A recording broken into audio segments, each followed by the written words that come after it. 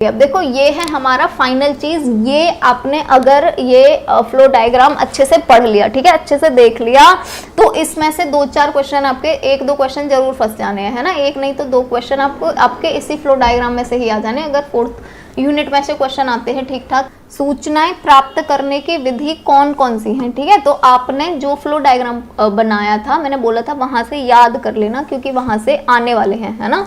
तो देखो सूचनाएं प्राप्त करने की विधि कौन कौन सी है, वहां पे आपने प्रमापीकृत और अप्रमापीकृत यानी कि स्टैंडर्डाइज्ड और नॉन स्टैंडर्डाइज्ड या फिर पैरामीटराइज्ड मेथड 2 तरीके के पढ़े थे, दोनों पढ़े थे, यानी सी ऑप्शन यहाँ पे हो जाएगा करेक्ट। ठीक, नेक्स्ट है सूचना प्राप्त करने की अप्रमापीकृत विधि जो है वो कौन सी है ना। तो देखो मैंने क्या बोला था, जहां पर भी आपका टेस्ट लिखा हुआ आ जाए, है ना, जहां पर भी टेस्ट लिखा हुआ आ जाए, टेस्ट या फिर दूसरी चीज क्या थी, दूसरी जो चीज थी वो थी परीक्षण हिंदी में, है ना, टेस्ट या परीक्षण लिखा हुआ आ जाए तो आप समझ लेना कि वो प्रमापीकृत है ना। अगर ये लिखा आ जाए तो प्रमापीकृत है, और अगर ये लिखा हुआ नहीं आ रहा है टेस्ट या परीक्षण तो आप समझ लो कि वो अप्रमापीकृत है। अब देखो यहाँ पर किसी में भी आपको परीक्षण दिख रहा है, नहीं दिख रहा है परीक्षण, है ना, यहाँ पे टेस्ट दिख रहा है, किसी में भी नहीं दिख रहा है ना, यानी कि ये कौन सी है, अप्रमापीकृत विधि है सारी की सारी, यानी यहाँ पर हमारा कौन सा ऑप्शन सही हो जाएगा, तो यहाँ पे हो जाएगा हमारा डी ऑप्शन एकदम करेक्ट। ठीक, अब नेक्स्ट जो क्वेश्चन है वो है सूचना प्राप्त करने की प्रमापीकृत विधि कौन सी है, प्रमापीकृत, ठीक है। प्रमापीकृत में क्या लिख रहा होगा, परीक्षण लिख रहा होगा या फिर लिख रहा होगा टेस्ट, ठीक है, सब में लिख रहा है तो सारी की सारी क्या हो जाएंगी, हमारी प्रमापीकृत विधि हो जाएंगी, ठीक है। तो ये तरीका इजी है, ऐसे भी कर सकते हैं अगर आपको सारी चीजें याद नहीं रखनी है तो। ठीक, नेक्स्ट है जो प्रमापीकृत परीक्षा होती है या प्रमापीकृत ऑब्जर्वेशन या फिर अवलोकन होता है, उसकी विशेषता क्या होती है, ये वैध होती है, बिल्कुल होती है, वैध वैलिडिटी होती है, इसीलिए तो इसको स्टैंडर्डाइज्ड मेथड बोलते हैं, है ना, क्योंकि ये टेस्ट लेकर के करी जाती है। जितनी भी प्रमापीकृत या जितनी भी स्टैंडर्डाइज्ड मेथड हैं उनमें क्या लिया जाता है, टेस्ट लिया जाता है ना, और जब टेस्ट लिया जाएगा तो सारी की सारी वैध मान ली जाएंगी ना, यानी एकदम करेक्ट होंगी, है ना। ये विश्वसनीयता भी होगी इनमें, यानी रिलायबिलिटी भी होगी, तो बिल्कुल होगी, और ये स्टैंडर्ड भी होती है, मानक भी सेट करे जाते हैं, बिल्कुल करे जाते हैं, यानी डी ऑप्शन जो है वो यहाँ पे हो जाएगा करेक्ट, ठीक है, क्योंकि स्टैंडर्डाइज्ड मेथड है ये, है ना। स्टैंडर्डाइज्ड का मतलब क्या है, प्रॉपर टेस्ट वेस्ट लेकर के किया जाता है, ऐसे नहीं है जैसे अगर हम अवलोकन की या परीक्षण की बात करें तो वहां पर परीक्षण नहीं निरीक्षण, है ना, अगर हम अवलोकन या निरीक्षण की बात करें तो वहां पर क्या होता है, जाकर के हम देख रहे हैं बिहेवियर, है ना, तो हो सकता है जो भी व्यक्ति है वो अपना जो बिहेवियर है उसको बदल ले, है ना, नकल भी एक्टिंग भी कर सकता है ना। वैसे ही अगर हम इंटरव्यू भी ले रहे हैं तो वो झूठ भी बोल सकता है, कुछ भी कर सकता है, पर अगर हम टेस्ट ले रहे हैं किसी भी इंसान का तो वो उतना ही तो टेस्ट में बता सकते हैं जितना उसको पता होगा, है ना, जितना उसको नॉलेज होगी। तो जो जितने भी टेस्ट वाले मेथड होंगे वो सारे के सारे वैलिड भी होंगे, रिलायबल भी होंगे और स्टैंडर्ड भी होंगे, है ना। नेक्स्ट है निर्देशन की प्रविधि है, यानी निर्देशन या फिर गाइडेंस की कौन कौन से टेक्निक्स हैं, तो प्रमापीकृत और अप्रमापीकृत दोनों पढ़े हैं आपने, सी ऑप्शन जो है वो हो जाएगा यहाँ पे करेक्ट। ठीक, नेक्स्ट है निर्देशन की प्रमापीकृत प्रविधि नहीं है। देखो प्रमापीकृत आ गया, और जहां पर भी प्रमापीकृत या स्टैंडर्डाइज्ड आ जाए वहां पे आपको किस चीज का ध्यान देना है, या तो परीक्षण लिखा हो और या फिर टेस्ट लिखा हो, ये दोनों चीज लिखी हो तो समझ लो वो स्टैंडर्डाइज्ड या प्रमापीकृत मेथड है ना। अब यहाँ पे आप देखेंगे इसमें परीक्षण लिखा हुआ है, प्रमापीकृत है, परीक्षण लिखा हुआ है, प्रमापीकृत है, परीक्षण लिखा हुआ है, प्रमापीकृत है। इसमें पूछा है कौन सी नहीं है, तो कौन सी नहीं है, साक्षात्कार नहीं है, क्योंकि इसमें परीक्षण नहीं लिखा हुआ है। ठीक, चलिए नेक्स्ट स्लाइड की तरफ बढ़ते हैं। नेक्स्ट है मनोविज्ञान में पहली प्रयोगशाला की स्थापना किसके द्वारा करी गई थी, तो किसके द्वारा करी गई थी, विलियम वुंट के द्वारा करी गई थी, और कहां पर करी गई थी, लिप्जिंग में करी गई थी, है ना। नेक्स्ट है प्रथम मनोवैज्ञानिक प्रयोगशाला की स्थापना कहां हुई थी, देखो कहां भी आ गया ऑप्शन, कहां हुई थी, लिप्जिंग में हुई थी, ए ऑप्शन जो है ये यहाँ पे हो जाता है करेक्ट ऑप्शन। ठीक, चलिए नेक्स्ट क्वेश्चन की तरफ बढ़ते हैं। तो नेक्स्ट क्वेश्चन है, आप लोग क्या कमेंट वमेंट नहीं कर रहे हो या मेरे को देख नहीं रहे हैं, क्या चक्कर है तो भाई, चलिए देखती हूँ दोबारा से, क्योंकि मेरे को ऐसा लग रहा है कि आप लोग कमेंट ही नहीं कर रहे हो, है ना। दोबारा से चलाते हैं, आप लोगों के कमेंट्स के बिना हाँ आ रहे हैं, वो पहले मेरा ही गलत हो रहा था, ठीक है। हाँ जी बिल्कुल बढ़िया, वेरी गुड, है ना, ऐसे ही, क्योंकि आप भी कमेंट करोगे तभी तो आप अपना भी देख पाओगे, है ना, कि कितना हो रहा है, कितना कर पा रहे हैं, कितने पानी में है ना। तो कमेंट करना बहुत ज़रूरी है। चलिए नेक्स्ट क्वेश्चन की तरफ बढ़ेंगे। तो नेक्स्ट क्वेश्चन है निम्नलिखित में से किस क्षेत्र में मनोवैज्ञानिकों की संख्या सबसे अधिक है? किसमें सबसे अधिक है? नैदानिक मनोविज्ञान में सबसे अधिक है, यानी क्लिनिकल साइकोलॉजी जो होती है वहां पर सबसे ज्यादा है, यानी कि हर किसी साइकोलॉजिस्ट को क्या बनना है? डॉक्टर बनना है ना। नैदानिक या फिर क्लिनिकल साइकोलॉजी क्या होता है? जो डॉक्टर बन जाते हैं, है ना, जो साइकोलॉजिकल प्रॉब्लम्स के डॉक्टर्स होते हैं। नेक्स्ट है समाज मनोविज्ञान के अध्ययन की विधि है। समाज का अगर हमें समाज मनोविज्ञान का अध्ययन करना है तो कौन कौन सी विधि है? निरीक्षण विधि, समाजमिति और प्रयोगात्मक विधि, सारी की सारी हैं। डी ऑप्शन जो है वो हो जाएगा करेक्ट ऑप्शन। ठीक, नेक्स्ट पढ़ेंगे। तो नेक्स्ट है जो पीवी यंग हैं उनके अनुसार अनुसूचियां कितने प्रकार की हैं? तो हमने पढ़ लिया है ये ऑलरेडी, 5 प्रकार की बताई हुई हैं उन्होंने, 5 प्रकार भी दिए हुए हैं। ठीक, जैसे यहाँ पर अगर हम देखेंगे अनुसूची का प्रकार है, क्या क्या है अनुसूची? अवलोकन अनुसूची पढ़ी थी आपने, प्रलेख अनुसूची पढ़ी थी, साक्षात्कार अनुसूची पढ़ी थी, यानी डी ऑप्शन हो जाएगा करेक्ट। और नेक्स्ट देखो यहाँ पे अवलोकन तो यही ही दिया हुआ है, साक्षात्कार यही ही दिया हुआ है, प्रलेख यही ही दिया हुआ है, बस ऊपर नीचे ऑप्शन कर दिए हैं, तो यानी डी ऑप्शन यहाँ पर भी हो जाता है करेक्ट। ठीक, चलिए नेक्स्ट क्वेश्चन की तरफ बढ़ते हैं। तो नेक्स्ट क्वेश्चन है परामर्श में कौन सी तकनीक का सबसे अधिक प्रयोग किया जाता है? परामर्श में यानी जब भी गाइडेंस देनी होती है तो सबसे ज्यादा कौन सी विधि का यूज करा जाता है? सबसे ज्यादा करा जाता है अवलोकन का यूज, है ना। और जो अवलोकन या ऑब्जर्वेशन होता है सबसे ज्यादा तरीके भी इसी के ही होते हैं, है ना। जैसे मैं बता रही थी आपको कि अवलोकन के सबसे ज्यादा तरीके हैं। ठीक है, नेक्स्ट है कक्षा में बातचीत का उचित मूल्यांकन, यानी अगर कोई क्लास है वहां पर अगर आप बातचीत का मूल्यांकन करना चाह रहे हो, इवैल्यूएशन करना चाह रहे हो, तो वो हम कैसे कर सकते हैं कि कक्षा में बात हो रही है, अगर हमें पता करना है कैसे बात हो रही है, कौन सा स्टूडेंट किस तरीके से बात कर रहा है, तो हम क्या करेंगे? अवलोकन करेंगे उसका अच्छे से, है ना, ऑब्जर्वेशन करेंगे अच्छे से, जाके क्लास के बाहर खड़े हो जाएंगे शांति से और बिना उनको डिस्टर्ब करे हुए या बिना उनको बताए हुए बाहर से चुपके से देखेंगे, और इसी को ही हम बोलते हैं अवलोकन या फिर ऑब्जर्वेशन। ठीक, चलिए नेक्स्ट क्वेश्चन की तरफ बढ़ते हैं। तो नेक्स्ट क्वेश्चन है कि डॉक्टर कृष्णन एक नर्सरी स्कूल में, ठीक है, नर्सरी स्कूल में बच्चों की जानकारी के बिना, यानी बच्चों को नहीं पता, ठीक है, और उन्हें प्रभावित करने का प्रयास किए बिना, यानी उनको बिना बताए, उनको बिना प्रभावित करे उनके खेल के व्यवहार का निरीक्षण और रिकॉर्ड करने जा रहे हैं, है ना। जो मतलब कि बच्चे खेल रहे हैं पर जो डॉक्टर कृष्णन हैं वो बच्चों को बताया नहीं है कि आपको कोई देखने के लिए आ रहा है ना, वो आपको ऑब्जर्व करेगा, ये बच्चों को नहीं बताया है, ठीक है। और तब जाके डॉक्टर कृष्णन जो है वो जाकर के बच्चों को देख रहे हैं, तो इसको हम क्या बोलते हैं? ठीक है, इसको हम क्या बोलेंगे? इसको हम बोलेंगे गैर सहभागी अवलोकन, क्योंकि बच्चे जो हैं वो पार्टिसिपेट नहीं कर रहे हैं ऑब्जर्वेशन में, है ना, क्योंकि बच्चों को तो पता ही नहीं है कि हमारा ऑब्जर्वेशन हो रहा है, तो वो कैसे भाग लेंगे ऑब्जर्वेशन में, ठीक है। जबकि प्रतिभागी का मतलब क्या होगा यहाँ पर कि वो भी भाग ले रहे हैं, है ना। गैर सहभागी अवलोकन का मतलब क्या हुआ? बच्चों को पता ही नहीं है इवन कि हमारा अवलोकन भी हो रहा है, यानी कि वो तो भाग ही नहीं ले रहे हैं अवलोकन में, पर फिर भी उनका अवलोकन हो रहा है। ठीक, नेक्स्ट है जब सामाजिक मनोवैज्ञानिकों द्वारा अवलोकनों को वर्गीकरण की एक प्रणाली में वर्गीकृत किया जाता है तो इसकी आवश्यकता होती है। तो किस चीज की आवश्यकता होगी? शुद्धता की आवश्यकता होगी। ठीक है, चलिए नेक्स्ट क्वेश्चन की तरफ बढ़ेंगे।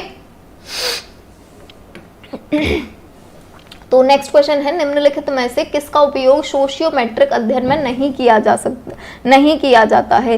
किसका नहीं किया जाता है? अवलोकन का नहीं किया जाता है। नेक्स्ट है भीड़ के व्यवहार का अध्ययन, यानी एक भीड़ है बहुत ज्यादा, अगर उसके व्यवहार का अध्ययन करना है तो सबसे उपयुक्त विधि कौन सी होती है? निरीक्षण विधि होती है। यानी भीड़ है बहुत ज्यादा, वो जो भी बातें कर रहे हैं, जो भी एक दूसरे के साथ बिहेवियर कर रहे हैं, चुपचाप से आप एक कोने में बैठ जाओ और उनको ऑब्जर्व करते रहो, है ना, यही तो होती है निरीक्षण विधि। ठीक, चलिए नेक्स्ट स्लाइड की तरफ बढ़ते हैं। तो नेक्स्ट क्वेश्चन है निरीक्षण विधि से प्रशिक्षु के किस व्यवहार का निरीक्षण किया जाता है ना। कौन से व्यवहार का करा जा सकता है? अतिरिक्त भाषा विज्ञान व्यवहार बिल्कुल करा जा सकता है, स्थानिक व्यवहार यानी उस स्थान पे उसका कैसा व्यवहार है, और शाब्दिक व्यवहार यानी शब्दों में कैसा व्यवहार है उसका, सबका किया जा सकता है। डी ऑप्शन हो जाएगा करेक्ट। ठीक, नेक्स्ट है निरीक्षण विधि उस मार्ग को दर्शाती है जिस पर चलकर सत्य की खोज की जाती है ना। और सत्य मैंने क्या बोला था? गॉड से याद रख लेना, है ना, गॉड मतलब गिडे, तो ए ऑप्शन जो है वो यहाँ पे हो जाएगा हमारा करेक्ट ऑप्शन। ठीक, चलिए नेक्स्ट क्वेश्चन की तरफ बढ़ेंगे। तो नेक्स्ट जो क्वेश्चन है वो है निरीक्षण को उचित रूप से वैज्ञानिक पूछताछ की श्रेष्ठ विधि। श्रेष्ठ विधि निरीक्षण को किसने बोला था? मोसर ने बोला था। बी ऑप्शन जो है ये हो जाएगा यहाँ पे करेक्ट। ठीक, नेक्स्ट है निरीक्षण विधि की विशेषताएं कौन कौन सी हैं? तो पहला है कि छात्रों में गंभीर चिंतन, तर्क और निर्णय करने की शक्ति का विकास होता है, ज्ञानेंद्रियों की सक्रियता बढ़ती है, छात्रों में तुलनात्मक, विश्लेषणात्मक एवं संश्लेषणात्मक क्षमता का विकास होता है, बिल्कुल होता है, यानी डी ऑप्शन यहाँ पे हो जाएगा एकदम करेक्ट आंसर। ठीक, चलिए नेक्स्ट क्वेश्चन है निरीक्षण विधि का लाभ है, यानी इससे हमें कौन कौन से लाभ हैं? तो लाभ कौन कौन से हो जाएंगे? वस्तुनिष्ठ होते हैं, ये हम ऑलरेडी बात कर चुके हैं पहले ही, है ना। आप हाँ या ना में जवाब देना होगा, बिल्कुल करेक्ट है। यह एक सरल और कम खर्चीली विधि है, बिल्कुल है। इसमें घटना के घटित होने के समय ही निरीक्षण किया जा सकता है, बिल्कुल ठीक है, यानी जब घटना हो रही होगी तभी ही निरीक्षण किया जा सकता है। डी ऑप्शन हो जाएगा यहाँ पे करेक्ट। ठीक, नेक्स्ट है निरीक्षण विधि जो है इसका दोष क्या है? तो दोष क्या हो जाएगा? इसके परिणामों पर व्यक्तिगत रुचि का प्रभाव पड़ सकता है, बिल्कुल पड़ सकता है। पक्षपात की संभावना भी रहती है, अनेकों समस्याओं का अध्ययन संभव नहीं है, बिल्कुल करेक्ट बात है। डी ऑप्शन यहाँ पे हो जाएगा हमारा करेक्ट ऑप्शन। ठीक, चलिए नेक्स्ट क्वेश्चन की तरफ बढ़ते हैं। तो नेक्स्ट क्वेश्चन है निरीक्षण विधि का दोष है, ठीक है, क्या दोष है? व्यक्तिगत रुचि का प्रभाव, पक्षपात की संभावना, व्यवहार की कृत्रिमता, यानी डी ऑप्शन यहाँ पर भी करेक्ट हो जाएगा। ये सब हम ऑलरेडी ऊपर डिस्कस कर चुके हैं, है ना। नेक्स्ट है निरीक्षण विधि का महत्व है, क्या महत्व है? इस विधि द्वारा पारस्परिक संबंधों का अध्ययन किया जा सकता है, बिल्कुल करा जा सकता है ना, कि एक दूसरे के साथ संबंध कैसे हैं वो हम उनको ऑब्जर्व करके कर सकते हैं ना। नेक्स्ट है अन्य विधियों की अपेक्षा यह सरल विधि है, तो ये सरल विधि और कम खर्चीले वाली है, ये हम ऑलरेडी पढ़ चुके हैं। नेक्स्ट है इस विधि द्वारा प्राप्त परिणाम विश्वसनीय, शुद्ध और वैज्ञानिक और वस्तुनिष्ठ होते हैं, बिल्कुल होते हैं, ठीक है, यानी डी ऑप्शन जो है वो हो जाएगा यहाँ पे करेक्ट ऑप्शन। ठीक, चलिए नेक्स्ट क्वेश्चन की तरफ बढ़ेंगे। तो नेक्स्ट क्वेश्चन है निरीक्षण के प्रकार है, निरीक्षण के कौन कौन से प्रकार हैं? नियंत्रित और स्वाभाविक दोनों हैं, तो सी ऑप्शन हो जाएगा करेक्ट। अब नेक्स्ट है निरीक्षण का इनमें से कौन सा प्रकार नहीं है? ठीक है, तो जो आपने पढ़े हैं वो सहभागी भी पढ़ा है, असहभागी भी पढ़ा है, बेसिकली 5-6 टाइप पढ़े थे ना, है ना। तो ये सारे के सारे थे, उनमें से काल्पनिक नहीं था, यही ही पूछ रहे हैं हमसे कि कौन सा नहीं है, तो हमारा डी ऑप्शन यहाँ पे करेक्ट हो जाएगा। नेक्स्ट निरीक्षण का प्रकार है, निरीक्षण का कौन सा प्रकार है? सरल या अनियंत्रित, बिल्कुल करेक्ट है। व्यवस्थित अथवा नियंत्रित, ये भी करेक्ट है। सहभागी निरीक्षण, ये भी करेक्ट था, यानी डी ऑप्शन यहाँ पे हो जाता है करेक्ट ऑप्शन। ठीक, चलिए नेक्स्ट क्वेश्चन की तरफ बढ़ेंगे। तो नेक्स्ट जो क्वेश्चन है वो है निरीक्षण होता है, कैसा होता है? सहभागी या सहभागी दोनों होता है। देखो सहभागी का मतलब क्या है? जो भी पेशेंट है, यानी जिसका भी हम ऑब्जर्वेशन या फिर निरीक्षण या इंस्पेक्शन कर रहे हैं उसको पता है तो उसको बोलते हैं सहभागी, ठीक है, उसको बता करके कर रहे हैं, यानी वो भी भाग ले रहा है अपने अवलोकन में, अपने निरीक्षण में, तो उसको बोलेंगे सहभागी। असहभागी किसको बोलेंगे? कि जिसका अवलोकन या जिसका निरीक्षण हो रहा है उसको पता ही नहीं है, उसको बिना बताए कर रहे हैं, तो उसको क्या बोले हैं? उसको बोलते हैं हम असहभागी, यानी सी ऑप्शन यहाँ पे हो जाता है हमारा करेक्ट ऑप्शन। ठीक, नेक्स्ट है किस प्रेक्षण में प्रेक्षक व्यक्ति के व्यवहार का अध्ययन दूर से ही अर्थात उनके कार्य में बिना हाथ बटाए करता है? ठीक है, किस में करता है? ये आपने किस में पढ़ा था? नियंत्रित में पढ़ा था, ठीक है, यानी डी ऑप्शन जो है वो हो जाएगा यहाँ पे करेक्ट ऑप्शन। ठीक, चलिए नेक्स्ट है युद्ध की दशाओं में सामाजिक व्यवहार अध्ययन के लिए मनोविज्ञान की किस विधि का उपयोग होता है? तो किसका होता है? स्वाभाविक निरीक्षण का होता है। ये सब आप ऊपर पढ़ चुके हैं ऑलरेडी, है ना। नेक्स्ट है बिना पूर्व योजना के अचानक से किया गया, तो अचानक से जो किया हुआ होगा उसको क्या बोलेंगे? आकस्मिक, क्योंकि आकस्मिक का मतलब ही होता है अचानक, ठीक है। डी ऑप्शन जो है वो यहाँ पे हो जाएगा आपका करेक्ट ऑप्शन, ठीक है जी। चलिए नेक्स्ट क्वेश्चन की तरफ बढ़ते हैं। तो नेक्स्ट क्वेश्चन है निम्नलिखित में से किसे अंतर निरीक्षण विधि के दोष में शामिल नहीं किया जा सकता है? किसको नहीं किया जा सकता है? अंतर निरीक्षण विधि में वस्तुनिष्ठता अधिक होती है, ठीक है, तो ये दोष नहीं है, बाकी सारे के सारे दोष हैं, ठीक है। नेक्स्ट है एक समूह का परीक्षण विश्व में किस विधि से होता है? समूह का यानी कि बहुत सारे लोग हैं, अगर उनका एक साथ आप परीक्षण करना चाह रहे हो तो कौन सी विधि से होगा? तो होगा भिन्नता या भेद परक विधि से, ठीक, क्योंकि बहुत सारे लोग हैं उनका एक साथ कर रहे हो तो भिन्नता देखोगे ना उनमें, ठीक। नेक्स्ट है सामान्य व्यक्तियों पर मानकीकृत वस्तुनिष्ठ प्रकार के परीक्षणों के दिए गए संग्रह के उपयोग को किस प्रकार की मार्गदर्शन सेवा सुविधा है? ठीक है, किस प्रकार की है? ये निवारक और विकासात्मक है, तो हमारा बी ऑप्शन जो है वो हो जाएगा यहाँ पे करेक्ट ऑप्शन। नेक्स्ट है वर्ष 1987 में LN दुबे तथा अर्चना दुबे द्वारा किस परीक्षण का निर्माण किया गया था? तो यहाँ पे निर्माण किया गया था वाक्य पूर्ति परीक्षण का, यानी सेंटेंस कंप्लीशन। जैसे आपने देखा होगा ना, हम रिक्त स्थान वाली जो चीजें पढ़ते थे, है ना, या फिल इन द ब्लैंक्स जो पढ़ते थे, वो उसी की ही बात हो रही है। ठीक, चलिए नेक्स्ट बढ़ेंगे। तो नेक्स्ट है निम्नलिखित में से कौन सी प्रमापीकृत तकनीक नहीं है? ठीक है, यहाँ पे पूछा है कौन सी प्रमापीकृत तकनीकी नहीं है। ठीक है, तो कौन सी हो जाएगी? देखो आपने ना यहाँ पर मैंने बोला था परीक्षण जिसमें भी आ जाए उसको समझ लेना कि वो प्रमापीकृत है, लेकिन यहाँ पर तो समय परीक्षण आ रहा है, अब आप कैसे पता लगाएंगे, है ना। तो देखो आपने ना बुद्धि परीक्षण, अभिरुचि परीक्षण, उपलब्धि परीक्षण ये सारे के सारे पढ़े हैं, जबकि उन नामों में से प्रक्षेपण परीक्षण तो था ही नहीं। ठीक है, तो यहाँ पर ये करेक्ट हो जाएगा। एक तो तरीका वही है परीक्षण याद कर लो, लेकिन अगर समय परीक्षण आ रहा है फिर तो आपको इनके नाम याद होने चाहिए, तो बेसिकली आपको एक बार इनके नाम भी याद कर लेना, है ना। नेक्स्ट है यदि शिक्षकों या परामर्शदाता का उद्देश्य छिपे हुए या आंतरिक भावना से पूर्वाग्रहों, इच्छाओं और विचारों को पहचान करना है तो कौन से परीक्षण का प्रबंध किया जाना चाहिए? किसका करा जाना चाहिए? प्रक्षेप्य परीक्षण यानी कि प्रोजेक्टाइल टेस्ट का करा जाना चाहिए। चलिए नेक्स्ट क्वेश्चन की तरफ बढ़ेंगे। तो नेक्स्ट क्वेश्चन जो है वो है रोशन का मसी लक्ष्य परीक्षण उदाहरण है, यानी कि रोशन का जो मास टारगेट टेस्ट है। मास टारगेट का मतलब क्या होता है? बहुत सारे लोगों का एक साथ कर रहे हैं, है ना। उसका उदाहरण जो है वो क्या हो जाएगा? वो हो जाएगा प्रक्षेपण टेक्निक, तो यानी प्रोजेक्शन टेक्निक। नेक्स्ट है रोशा परीक्षण में कार्डों की संख्या कितनी होती है? कितने कार्ड होते हैं? टोटल यहाँ पे 10 कार्ड होते हैं, तो ए ऑप्शन हो जाएगा करेक्ट। ठीक, नेक्स्ट है निम्नलिखित में से कौन सा परीक्षण नहीं है? ठीक है, कौन सा परीक्षण नहीं है? अब देखो बुद्धि परीक्षण, निदानात्मक परीक्षण, अभिक्षमता परीक्षण, ये सारे के सारे हैं, प्रेक्षण नहीं है। ठीक है, यानी ऑब्जर्वेशन जो है ये कौन सी होती है? ये होती है अप्रमापीकृत। ठीक है, और वैसे भी देखो यहाँ पर परीक्षण लग रहा है, यहाँ पर परीक्षण लग रहा है, यहाँ पर परीक्षण लग रहा है, ये परीक्षण थोड़ी, तो प्रेक्षण है। ठीक, यानी सी ऑप्शन जो है यहाँ पर वो हो जाएगा हमारा करेक्ट ऑप्शन। ठीक, चलिए नेक्स्ट क्वेश्चन की तरफ बढ़ेंगे। तो नेक्स्ट क्वेश्चन है उपलब्धि परीक्षण वह अभिकल्प है जो एक पाठ्यक्रम के विभिन्न विषयों में व्यक्ति के ज्ञान, समय व कौशल का मापन करता है।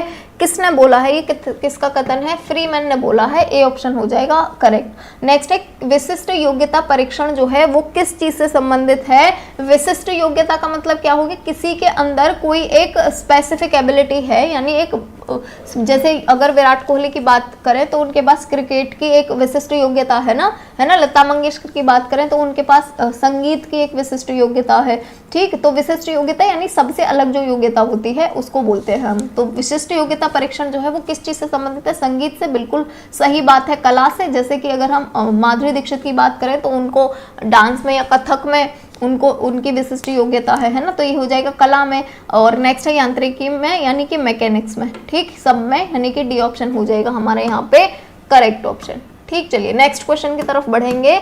तो नेक्स्ट क्वेश्चन है व्यक्तित्व परीक्षण के संदर्भ में क्या सत्य नहीं है? यहाँ पे नहीं पूछा है, कौन सी चीज सत्य नहीं है? पहला है व्यक्तिनिष्ठ अध्ययन विधि के आधार पर प्रदत्त माता पिता द्वारा एकत्रित किए जा सकते हैं, बिल्कुल करे जा सकते हैं ना, माता पिता को तो सबसे ज्यादा पता है। नेक्स्ट है आत्मकथा वस्तुनिष्ठ विधि का भाग है ना, ये गलत बात हो जाएगी, यानी यही ही सत्य नहीं है, बी ऑप्शन जो है वो हो जाएगा यहाँ करेक्ट। नेक्स्ट है प्रासंगिक अंतर्बोध परीक्षण के संबंध में क्या असत्य है? यहाँ पर हमें असत्य ढूंढना है। तो पहला है यह परीक्षण व्यक्तित्व मापन हेतु किया जाता है, बिल्कुल करा जाता है। इसमें 30 कार्ड मानकीकृत तस्वीरों वाले होते हैं, बिल्कुल होते हैं। सामूहिक रूप से इस परीक्षण को प्रोजेक्टर के माध्यम से प्रस्तुत किया जाता है, हाँ जी बिल्कुल किया जाता है। नेक्स्ट एक छोटी सी कहानी 10 मिनट में लिखने को कहा जाता है, ये बात हो जाएगी गलत, और इसमें यही ही पूछा गया है हमसे कि कौन सा असत्य है। तो असत्य कौन सा है? हमारा डी जो ऑप्शन है वो है हमारा असत्य ऑप्शन। ठीक, चलिए नेक्स्ट क्वेश्चन की तरफ बढ़ेंगे।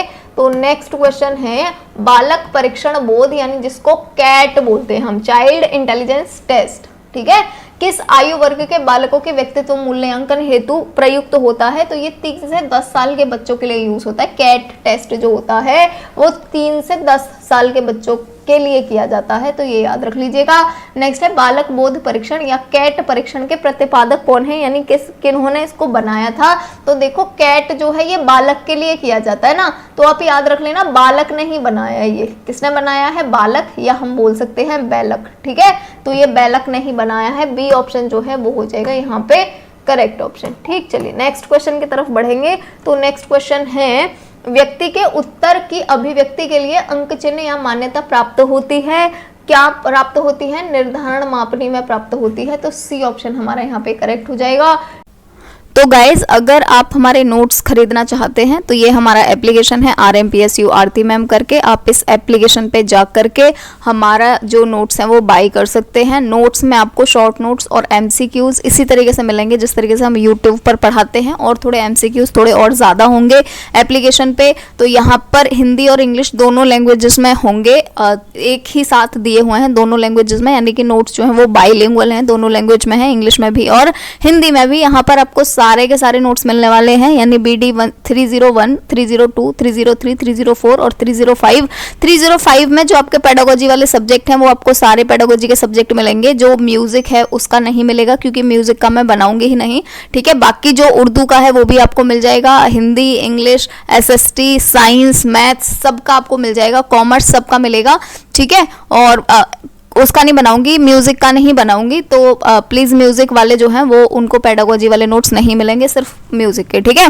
बाकी सबके पेडागोजी नोट्स जो हैं वो आपको मिलने वाले हैं। इस कोर्स में आपको इस बार एक बहुत अच्छी चीज दी हुई है, देखो आपको शॉर्ट नोट्स MCQs तो मिलने ही वाले हैं, MCQs विद आंसर और विदाउट आंसर दोनों मिलने वाले हैं। पहले विद आंसर वाले पढ़ लो, उसके बाद विदाउट आंसर वाले पे आप खुद से टिक लगा करके देखोगे आपके कितने सही हो पा रहे हैं। इसके अलावा एक बहुत ज्यादा अच्छी चीज इस बार दी हुई है और वो होने वाली है क्विज, ठीक है। ये क्विज आपको एप्लीकेशन पर ही मिलेगी। तो क्विज है, ये जो क्विज है इसमें होने वाला क्या है, तो इस क्विज में हर एक यूनिट के 50 क्वेश्चन होने वाले हैं, यानी कि अगर आपका 301 सब्जेक्ट है, इसके अंदर 4 यूनिट होंगी, तो पहली यूनिट में से 50 क्वेश्चन, दूसरी यूनिट में से 50 क्वेश्चन, तीसरी यूनिट में से 50 क्वेश्चन और चौथी यूनिट में से 50 क्वेश्चन, ठीक है। तो इस तरीके से आपके हर एक यूनिट जो सबसे ज्यादा इंपॉर्टेंट 50 क्वेश्चंस हैं उनका क्विज बनाने वाले हैं इस बारी। तो ये आपको क्विज भी इसी के अंदर ही मिलेगा। अगर आप ये क्विज भी इवन अकेला करके चले जाते हैं तो भी आप आराम से पेपर कराएंगे, कोई दिक्कत वाली बात नहीं होने वाली है, क्योंकि जो बहुत ज्यादा इंपॉर्टेंट क्वेश्चंस हैं हम क्विज में उनको डालेंगे, ठीक है। तो ये सब आपको मिलने वाला है सिर्फ और सिर्फ 300 रुपीज में। तो अगर आप चाहते हैं इसको बाय करना तो आप बाय कर सकते हैं। और एक और बहुत इंपॉर्टेंट बात कि ये जो नोट्स हैं वो आप प्रिंटेबल नहीं है, ठीक है। बाद में फिर मेरे को कॉल वगैरह आते हैं, ठीक है। तो आप पहले ही समझ लीजिए जो नोट्स हैं वो प्रिंटेबल नहीं है, इनका प्रिंट नहीं निकलेगा, आपको फोन से ही पढ़ने पड़ेंगे, ठीक है। समाज मिति विधि द्वारा बड़े समूह की संरचना का अध्ययन संभव है, ठीक है। समाज मिति द्वारा बड़े समूह का, यानी बहुत बड़े समूह का अगर हम अध्ययन कर रहे हैं तो वो संभव है, नहीं है, क्योंकि समाज मिति विधि से हम छोटे समूह है, यानी कि 2, 4, 5, 6 लोगों का जो समूह होता है उसकी स्टडी करते हैं। नेक्स्ट क्वेश्चन है JL मोरेनो ने समाज मनोविज्ञान की समस्याओं का अध्ययन करने की किस विधि का प्रतिपादन किया। किस विधि का, मोरेनो ने किसका किया था, समाज मिति का, है ना। मैं वहां पे बता रही थी आपको, समाज मिति मोरेनो करके याद रख लीजिएगा, ठीक। चलिए नेक्स्ट क्वेश्चन की तरफ बढ़ते हैं। तो नेक्स्ट क्वेश्चन है समाज मिति एक व्यापक पद है जो समूहों में व्यक्ति के विकल्प संप्रेषण तथा अंतःक्रिया के प्रतिमानों के प्रति आंकड़ों के संकलन तथा विश्लेषण की विभिन्न विधियों की ओर संकेत करता है। ये कथन किसका है, किसने बोला था, ये कर्लिंगर ने बोला था, है ना। समाज मिति में दो बेसिकली वो थे साइंटिस्ट थे, मोरेनो ने समाज मिति दिया था और ये डेफिनेशन दी थी कर्लिंगर ने, ठीक। नेक्स्ट है मार्गदर्शन और परामर्श प्रक्रिया परीक्षण का महत्व है, निम्नलिखित में से कौन सा परीक्षण अमानकीकृत है। अमानकीकृत इनमें से कौन सा है, तो अमानकीकृत, देखो अमानकीकृत का मतलब क्या हुआ, अप्रमापीकृत, ठीक है। अमानकीकृत या अप्रमापीकृत एक ही है। और अप्रमापीकृत मैं कल जब मैं बता रही थी तो मैंने क्या बोला था कि जो भी प्रमापीकृत होगा, प्रमापीकृत, है ना, जो भी प्रमापीकृत होगा, पेन थोड़ा ये चल नहीं रहा अच्छे से, है ना, जो भी प्रमापीकृत होगा उसमें क्या लिखा हुआ होगा, परीक्षण लिखा हुआ होगा। ये लिख रहा है यहाँ पे परीक्षण, ये लिख रहा है यहाँ पे परीक्षण और ये लिख रहा है यहाँ पे परीक्षण, तो ये तो हो गए तीनों प्रमापीकृत, है ना। अब ये बोल रहा है कि कौन सा अमानकीकृत है, अमानकीकृत यानी अप्रमापीकृत कौन सा हो जाएगा, समाजमिति हो जाएगा, है ना। तो एक तो मैंने ये तरीका बताया था आपको कल की, ऐसे भी पता कर सकते हैं, है ना। कोई कोई ही क्वेश्चन रह जाएगा जिसमें आप नहीं पता कर सकते, वरना सारे क्वेश्चंस में आप इसी तरीके से भी पता कर सकते हैं, ठीक। वरना याद करना है तो याद भी कर सकते हैं। चलिए नेक्स्ट क्वेश्चन की तरफ बढ़ेंगे। निम्न में से कौन सी एक अमानकीकृत मार्गदर्शन तकनीक है, अमानकीकृत इनमें से कौन सी है। अब देखो जैसे ये है ना, आपको इसमें से क्या करना है, इसमें नहीं आया है अमानकीकृत मार्गदर्शन तकनीक है तो अमानकीकृत तो समाजमिति है ना। बाकी ये दोनों अभिरुचियों और बुद्धिमत्ता जो है ये क्या है, ये बेसिकली स्टैंडर्डाइज्ड है, पर यहाँ पर परीक्षण नहीं लिख रहा है, तो ये तो आपको याद ही करना पड़ेगा, है ना।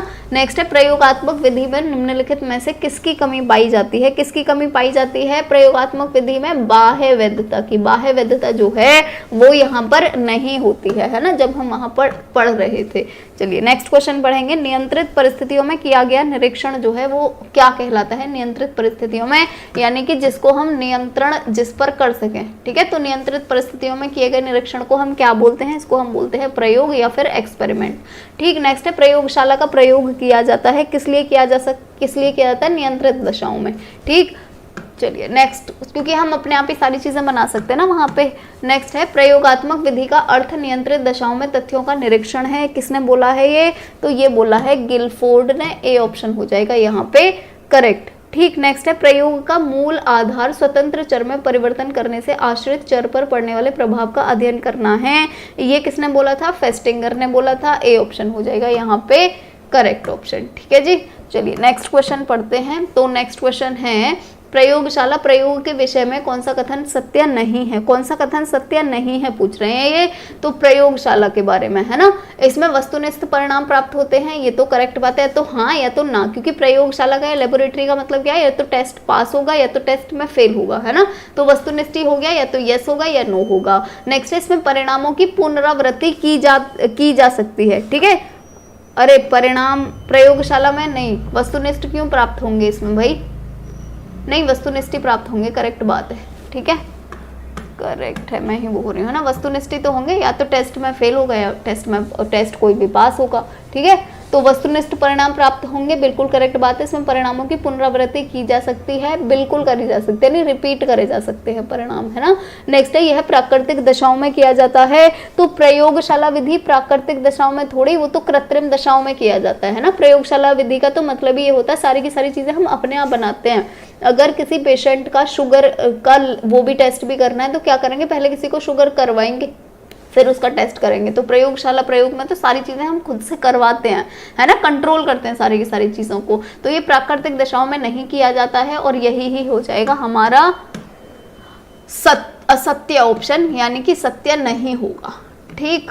तो नेक्स्ट क्वेश्चन पढ़ते हैं। प्रयोग विधि के सोपान जो हैं वो कौन कौन से, यानी स्टेप्स कौन कौन से हैं। तो सबसे पहले हम समस्या देखते हैं, उसके बाद में समस्या से रिलेटेड हाइपोथेसिस बनाएंगे और फिर जो उसके वेरिएबल्स हैं उनको देखेंगे कि जो इंटरनल है उनको कैसे कैसे हमें कंट्रोल करना है, ठीक। तो यानी डी ऑप्शन जो है वो यहाँ पे हो जाएगा हमारा करेक्ट ऑप्शन, ठीक है। ये एक सब्जेक्ट होता है रिसर्च मैथडोलॉजी करके, ये क्वेश्चन है ना वहाँ से ज़्यादा है ना, और वो आपको इतना डिटेल में पढ़ने की ज़रूरत नहीं है, ठीक। चलिए नेक्स्ट है, जिस समूह में स्वतंत्र चर उपस्थित रहता है उसे कहा जाता है कि क्या कहा जाता है, इसको प्रयोगात्मक समूह, ठीक है, जिसमें स्वतंत्र चर हो, ठीक है, यानी इंडिपेंडेंट वेरिएबल हो।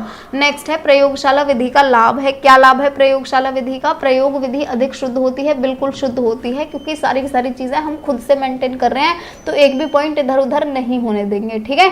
इसके द्वारा प्राप्त परिणाम अधिक विश्वसनीय, वैध और सर्वमान्य होते हैं, बिल्कुल होते हैं। इसमें घटना के घटित होने का इंतजार नहीं करना पड़ता है, हाँ, क्योंकि हम खुद से ही घटना घटवा लेते हैं, जब भी हमें टेस्ट करना हो हम खुद से घटना घटवा लेंगे, है ना, हमें इंतजार नहीं करना पड़ता है। सारे के सारे पॉइंट सही हैं, यानी जो डी ऑप्शन है वो यहाँ पे हो जाएगा करेक्ट ऑप्शन, ठीक। चलिए नेक्स्ट क्वेश्चन की तरफ बढ़ते हैं। तो नेक्स्ट क्वेश्चन है प्रयोगशाला विधि का दोष क्या है।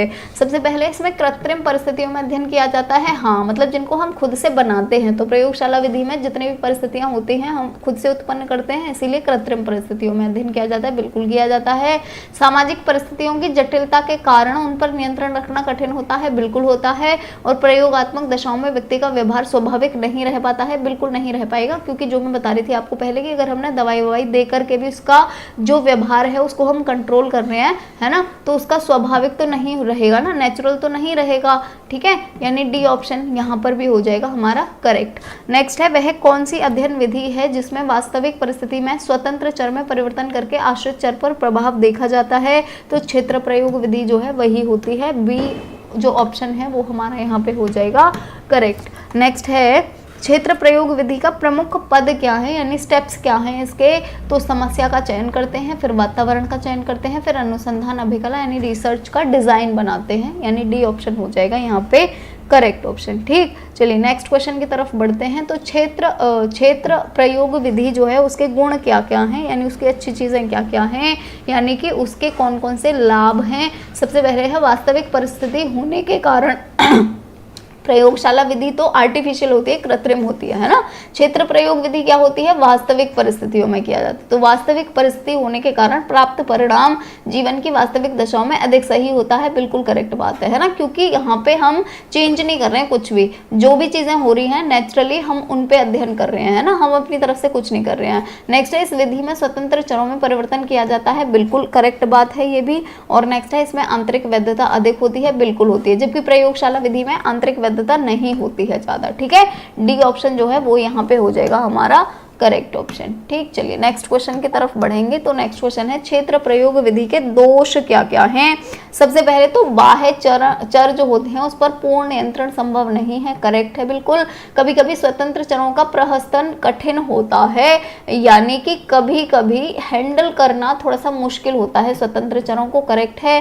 सामान्यीकरण की विशेषता की अधिकता होती है, बिल्कुल करेक्ट है, यानी डी ऑप्शन हो जाएगा हमारा यहाँ पे करेक्ट ऑप्शन। ठीक, नेक्स्ट है, डैश में पारिवारिक पृष्ठभूमि और शैक्षिक विकास से संबंधित डेटा शामिल है, किसमें शामिल है, केस स्टडी में। ठीक, क्योंकि केस स्टडी में हम क्या करते हैं, व्यक्ति से रिलेटेड जितनी भी चीजें हैं सबका अध्ययन करते हैं, चाहे उसका परिवार हो, चाहे उसका शैक्षिक विकास कितना है, यानी कितनी उसने शिक्षा ग्रहण की है, चाहे इवन अगर ये भी आ जाए कि जो उसका बेसिकली व्यावसायिक विकास है ना, यानी प्रोफेशनल डेवलपमेंट जो है, उसने जहाँ पे जॉब करी वहाँ उसका कितना डेवलपमेंट हुआ है वो भी देखेंगे, सारी की सारी चीजों का अध्ययन करते हैं केस स्टडी के अंदर।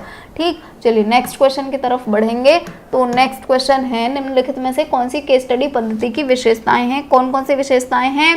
सबसे पहले है, यह सराहनीय है, ठीक है, केस स्टडी, ठीक है, यानी कि ये कमेंडेबल है, तो कमेंडेबल तो नहीं है जी। ठीक, नेक्स्ट है, ये विशिष्ट है, बिल्कुल विशिष्ट है, वर्णनात्मक भी है ना, क्योंकि वर्णनात्मक क्यों है, जैसा मैं वहां पर बता रही थी आपको, क्योंकि हर व्यक्ति से रिलेटेड हर चीज के बारे में अध्ययन किया जाता है, इसीलिए हम इसको बोल रहे हैं कि वर्णनात्मक होता है ना, यानी वर्णन अच्छे से किया जा सकता है। और ये आगमनात्मक होता है, तीनों चीजें सही हैं। तांत्रिक होती है, तंत्रिक होता है, ये हो जाएगा गलत है ना, तो बी सी डी हमारे ऑप्शन सही है। बी सी डी कहाँ पर है, बी ऑप्शन में है, यानी बी ऑप्शन जो है वो हमारा यहाँ पे हो जाएगा करेक्ट ऑप्शन। ठीक, चलिए नेक्स्ट क्वेश्चन की तरफ बढ़ेंगे। तो नेक्स्ट क्वेश्चन है, निम्नलिखित में से कौन सी केस स्टडी पद्धति की आवश्यक विशेषताएं हैं, कौन सी आवश्यक विशेषताएं हैं।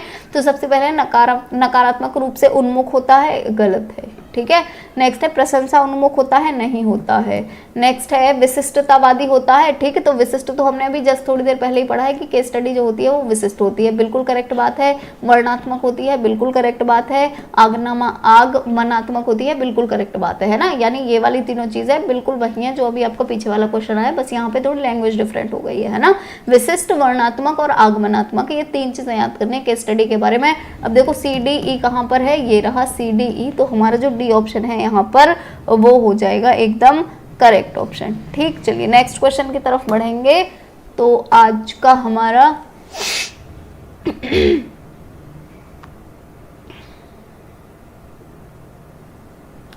ठीक है जी, चलिए नेक्स्ट क्वेश्चन की तरफ बढ़ेंगे।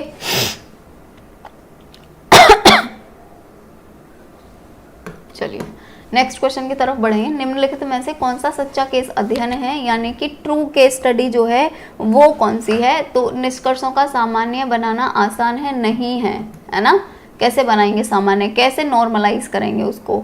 नेक्स्ट है, आमतौर पर एक समय में विश्लेषण के लिए एक मामले का चयन करता है, बिल्कुल करेक्ट बात है। ठीक है, एक समय में केवल एक मामले का ही चयन करना चाहिए। नेक्स्ट जो है वो है, चरित्र में अत्यधिक मात्रात्मक होता है, नहीं होता है ना, ये तो क्वालिटेटिव होता है, यानी कि मात्रात्मक का उल्टा क्या होता है, मात्रात्मक तो क्वांटिटेटिव होता है ना। अब क्वालिटेटिव का मुझे नहीं आ रहा समझ क्या होता है, गुणात्मक है ना, तो ये क्या होता है, केस स्टडी क्या होता है, गुणात्मक होता है ना। यहाँ पर क्या क्या लिखा है, मात्रात्मक लिखा हुआ है, तो ये भी गलत हो जाएगा। नेक्स्ट है विशेष के लिए सबसे परिणामी दृष्टिकोण अपनाता है, बिल्कुल करेक्ट बात है, यानी हमारा जो बी और सी ऑप्शन है, बी और डी ऑप्शन है वो करेक्ट है, यानी हमारा सी ऑप्शन यहाँ पे हो जाएगा करेक्ट ऑप्शन। ठीक है जी, चलिए नेक्स्ट क्वेश्चन की तरफ बढ़ेंगे। तो नेक्स्ट क्वेश्चन है, निम्नलिखित में से किस शोध पद्धति में प्रकृतिवादी सेटिंग्स और अर्थ देने की प्रक्रिया पर जोर दिया जाता है। कहाँ पर दिया जाता है, केस स्टडी में। ठीक, नेक्स्ट है अंतर सांस्कृतिक अध्ययन, इसका एक उदाहरण है, किसका उदाहरण है, मामले का अध्ययन।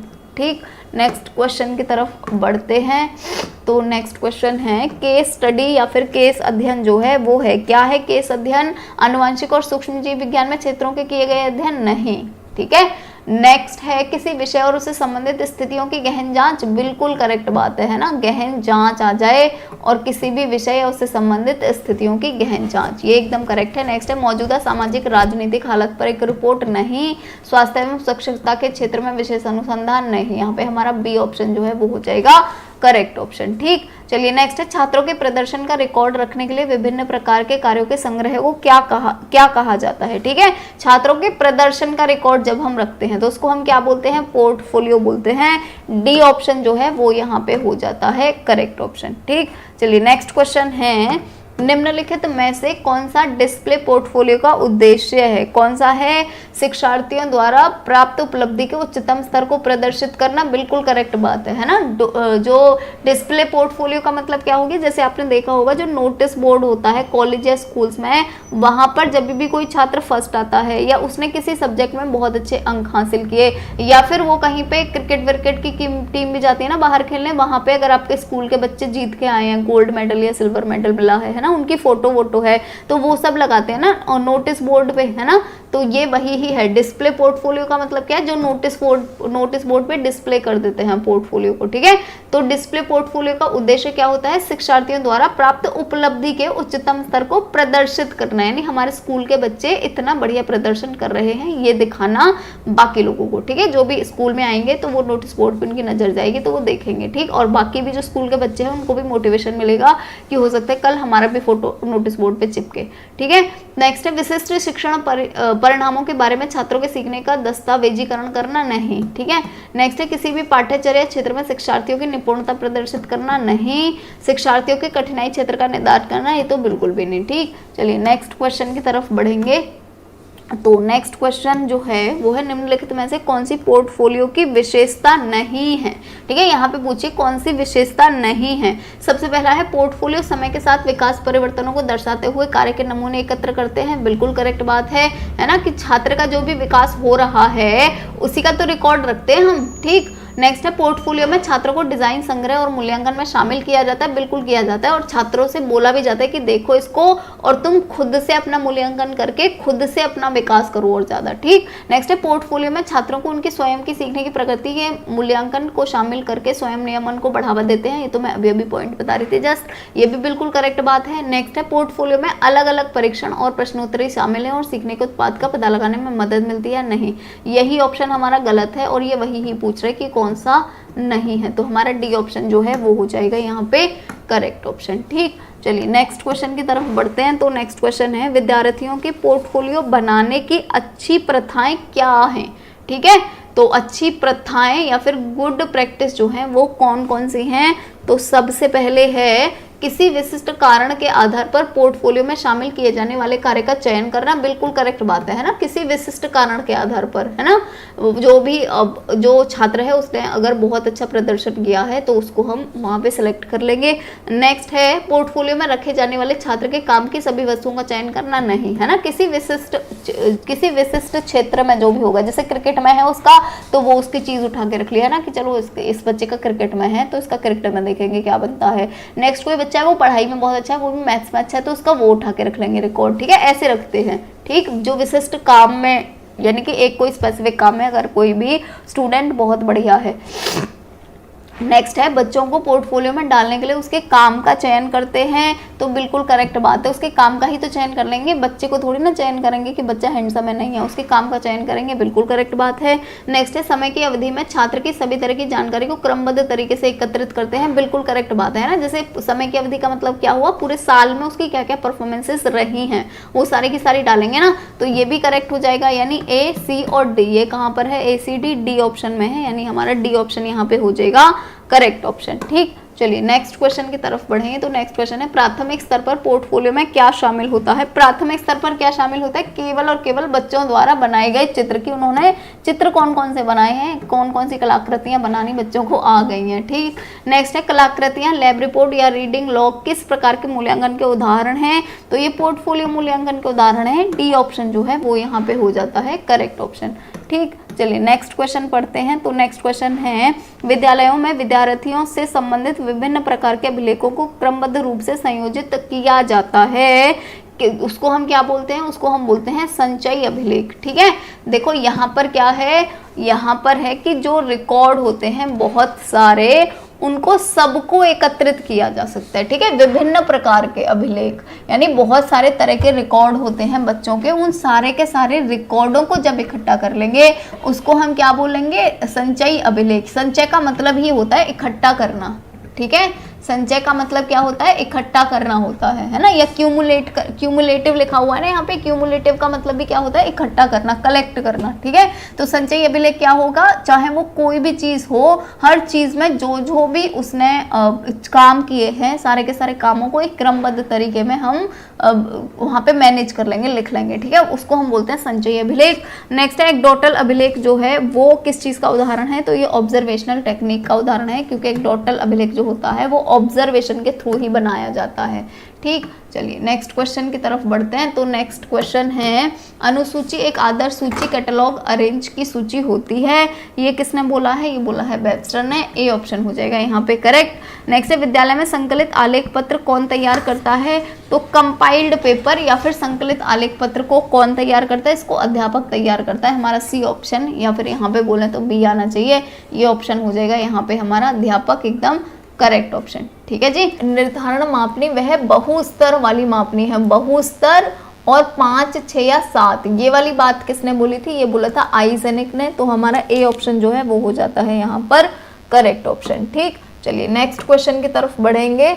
तो नेक्स्ट जो क्वेश्चन है वो है एक मापनी मापन की वह युक्ति है जिसमें उद्दीपक वस्तु की तुलना एक प्रमाणिक सेट से करके अंक या गणितीय मूल्य दिए जाते हैं जो उद्दीपक वस्तु के परिणाम का प्रतिनिधित्व करते हैं। ठीक है, ये उद्दीपक वाली चीज किसने बोली है, उद्दीपक ही याद रखो इसमें। ठीक है जी, यानी उद्दीपक या फिर स्टिमुलस ही याद रखो कि स्टिमुलस वाली बात जो है वो किसने बोली है, तो ये बोली है इंग्लिश, और इंग्लिश ने, ए ऑप्शन हो जाएगा यहाँ पे करेक्ट। ठीक है, नेक्स्ट है सभी विज्ञान किसी प्रकार अधिकतम परिशुद्धता की दिशा में बढ़ते हैं, इसके अनेक रूप होते हैं, लेकिन इसका एक आधारभूत रूप क्रमबद्ध श्रेणियों की माप है। ठीक है, तो क्रमबद्ध श्रेणियों की माप वाली जो बात है ये किसने बोली है, ये बोली है गुडे और हार्ट ने, तो हमारा ए ऑप्शन जो है ये हो जाता है करेक्ट ऑप्शन। ठीक, नेक्स्ट है निर्धारण मापनी किसी वस्तु के सीमित पक्षों अथवा व्यक्ति के गुणों का गुणात्मक विवरण प्रस्तुत करती है, व्यक्ति के गुणों का गुणात्मक विवरण, ये वाली बात किसने बोली थी, व्यक्ति के गुणों का वाली। ठीक है, तो ये बोली थी बेस्ट ने, है ना, तो यहाँ पे हमारा ए ऑप्शन हो जाएगा करेक्ट ऑप्शन। नेक्स्ट है निर्धारण मापनी के लाभ क्या क्या हैं, तो निर्धारण मापनी के लाभ है इसका निर्माण अपेक्षाकृत सरल होता है, बिल्कुल सरल होता है, इसके सहयोग से निर्णय शीघ्र हो जाता है, बिल्कुल शीघ्र हो जाता है, यह व्यक्तित्व तथा अन्य अध्ययनों में पूरक विधि के रूप में सहयोग देती है, बिल्कुल देती है, यानी डी ऑप्शन जो है वो हमारा हो जाता है यहाँ पे करेक्ट ऑप्शन। ठीक, चलिए नेक्स्ट क्वेश्चन पढ़ेंगे। मापनी की उपयोगिता है, यानी मापनी जो है उसकी उपयोगिता क्या है, किस चीज में यूज होती है ये, तो वैज्ञानिक परिपक्वता की दृष्टि से यूज होती है, बिल्कुल यूज होती है, वस्तुनिष्ठ माप की दृष्टि से यूज होती है, बिल्कुल, गुणात्मक तथ्य तथा गणनात्मक तथ्यों में परिवर्तन की दृष्टि से सभी। अगर और भी ऑप्शन आ जाए ना तो मापनी का उपयोग हम बेसिकली किस लिए करते हैं, स्केल का किसी भी चीज को मापने के लिए करते हैं, है ना। अगर आप व्यक्ति के गुणों को मापना चाहते हैं, है ना, कितना सही है व्यक्ति कितना खराब है, तो भी हम मापने का यूज कर सकते हैं, ठीक है। किसी भी चीज को माप रहे हैं, दूध को माप रहे हैं, कपड़े को माप रहे हैं, ठीक है, रोड को माप रहे हैं, किसी भी चीज को मापने के लिए हम मापनी का प्रयोग करेंगे, ठीक। नेक्स्ट है निर्धारण मापनियों का प्रकार है। निर्धारण मापनी कौन कौन से प्रकार की हैं? आंकिक, चित्रित और संचय बिंदु, सारी की सारी होती है, यानी डी ऑप्शन जो है वो हो जाएगा हमारा यहाँ पे करेक्ट ऑप्शन, ठीक। चलिए नेक्स्ट क्वेश्चन पढ़ेंगे। तो नेक्स्ट क्वेश्चन है रिकॉर्डिंग के लिए अवलोकन और रेटिंग के लिए अवलोकन में काउंसिल क्या करता है, ठीक है। जो काउंसिल होता है वो क्या करता है? रिकॉर्डिंग के लिए अवलोकन में काउंसलर एक बहिर्मुखी कैमरे की तरह काम करता है, ठीक है। पहला ऑप्शन हो गया हमारा ये, ठीक है जी। तो ये तो करेक्ट है बिल्कुल, है ना। यानी जब भी अवलोकन हो रहा होगा, अवलोकन का मतलब क्या होता है? ऑब्जर्वेंस, ठीक है। यानी ऑब्जर्व जब भी हो रहा होगा रिकॉर्डिंग के लिए तो काउंसलर एक कैमरे की तरह काम करेगा, यानी वो सारी की सारी चीजें देखेगा ना। जैसे समझो यहाँ पे ये इंटरव्यू लेने वाला बैठा है ना। यहाँ पे गेट है रूम का, ये रूम है, यहाँ पर टेबल लगा हुआ है ना। और ये इंटरव्यू लेने के लिए यहाँ पे बंदा बैठा हुआ है, यहाँ पे भी एक चेयर पड़ी हुई है, ठीक है। तो यहाँ पर अगर इस गेट से एंटर करेगा इंटरव्यू देने वाला, ठीक है, यहाँ पे पहले तो आके खड़ा होगा, जब तक कहा ना जाए बैठने के लिए तब तक तो बैठेगा नहीं, है ना। अब ये यहाँ पे जो इंटरव्यू लेने वाला है ये इसकी तरफ देखेगा, इसको हम क्या बोल रहे हैं? अवलोकन बोल रहे हैं, नहीं ऑब्जर्व करना बोल रहे हैं, है ना। तो जब ये ऑब्जर्व करेगा तो इसकी सारी की सारी चीजें देखेगा ना। बाल कैसे कटे हुए हैं, है ना, कपड़े कैसे पहने हुए हैं, जूते फॉर्मल हैं या इनफॉर्मल हैं, कैसे हैं, ठीक है। इंटरव्यू देने के लिए आया है तो सारी चीजें मैटर करती है ना उसके लिए। तो ये सारी की सारी चीजें इसके देखेगा, उसी को ही हम क्या बोल रहे हैं? अवलोकन। और जब ये अवलोकन कर रहा है जो इंटरव्यू लेने वाला है, वो जब इस व्यक्ति को देख रहा है, इसका अवलोकन कर रहा है, तो किसकी तरह काम करेगा? ये कैमरे की तरह ही तो काम करेगा, ठीक है, क्योंकि सारी की सारी चीजें देख रहा है ना। तो रिकॉर्डिंग के लिए अवलोकन में काउंसलर यानी कि जो काउंसलिंग करने के लिए आया होता है, जो काउंसलिंग करने के लिए मतलब इंटरव्यू ले रहे हैं काउंसिल करने के लिए, काउंसलिंग करने के लिए, है ना। तो जो काउंसलर है वो एक बहिर्मुखी कैमरे की तरह काम करता है, बिल्कुल। नेक्स्ट है रेटिंग के लिए अवलोकन में काउंसलर परामर्श प्राप्तकर्ता में होने वाली व्याकुलता से बेखबर सब कुछ रिकॉर्ड करता है, नहीं, ठीक है। व्याकुलता से बेखबर नहीं होगा, व्याकुलता भी उसको देखनी है कि व्यक्ति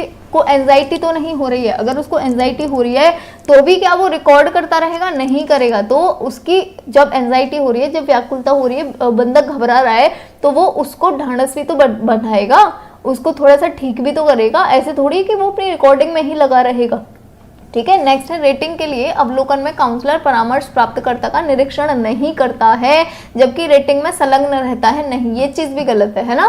सिर्फ और सिर्फ उसको रेटिंग ही थोड़ी करनी है, निरीक्षण भी तो करना है, ठीक है, निरीक्षण भी तो जरूरी है, ठीक है जी। तो यहाँ पर ये भी गलत हो जाएगा। नेक्स्ट है रेटिंग के लिए अवलोकन में काउंसलर मस्तिष्क का आकलन और रेटिंग करते हैं जबकि परामर्श प्राप्तकर्ता का निरंतर अवलोकन करता है, ये चीज करेक्ट है ना। यानी हमारी पहली और फोर्थ ये चीज सही है, तो हमारा करेक्ट ऑप्शन क्या हो जाएगा? फर्स्ट और फोर्थ हो जाएगा।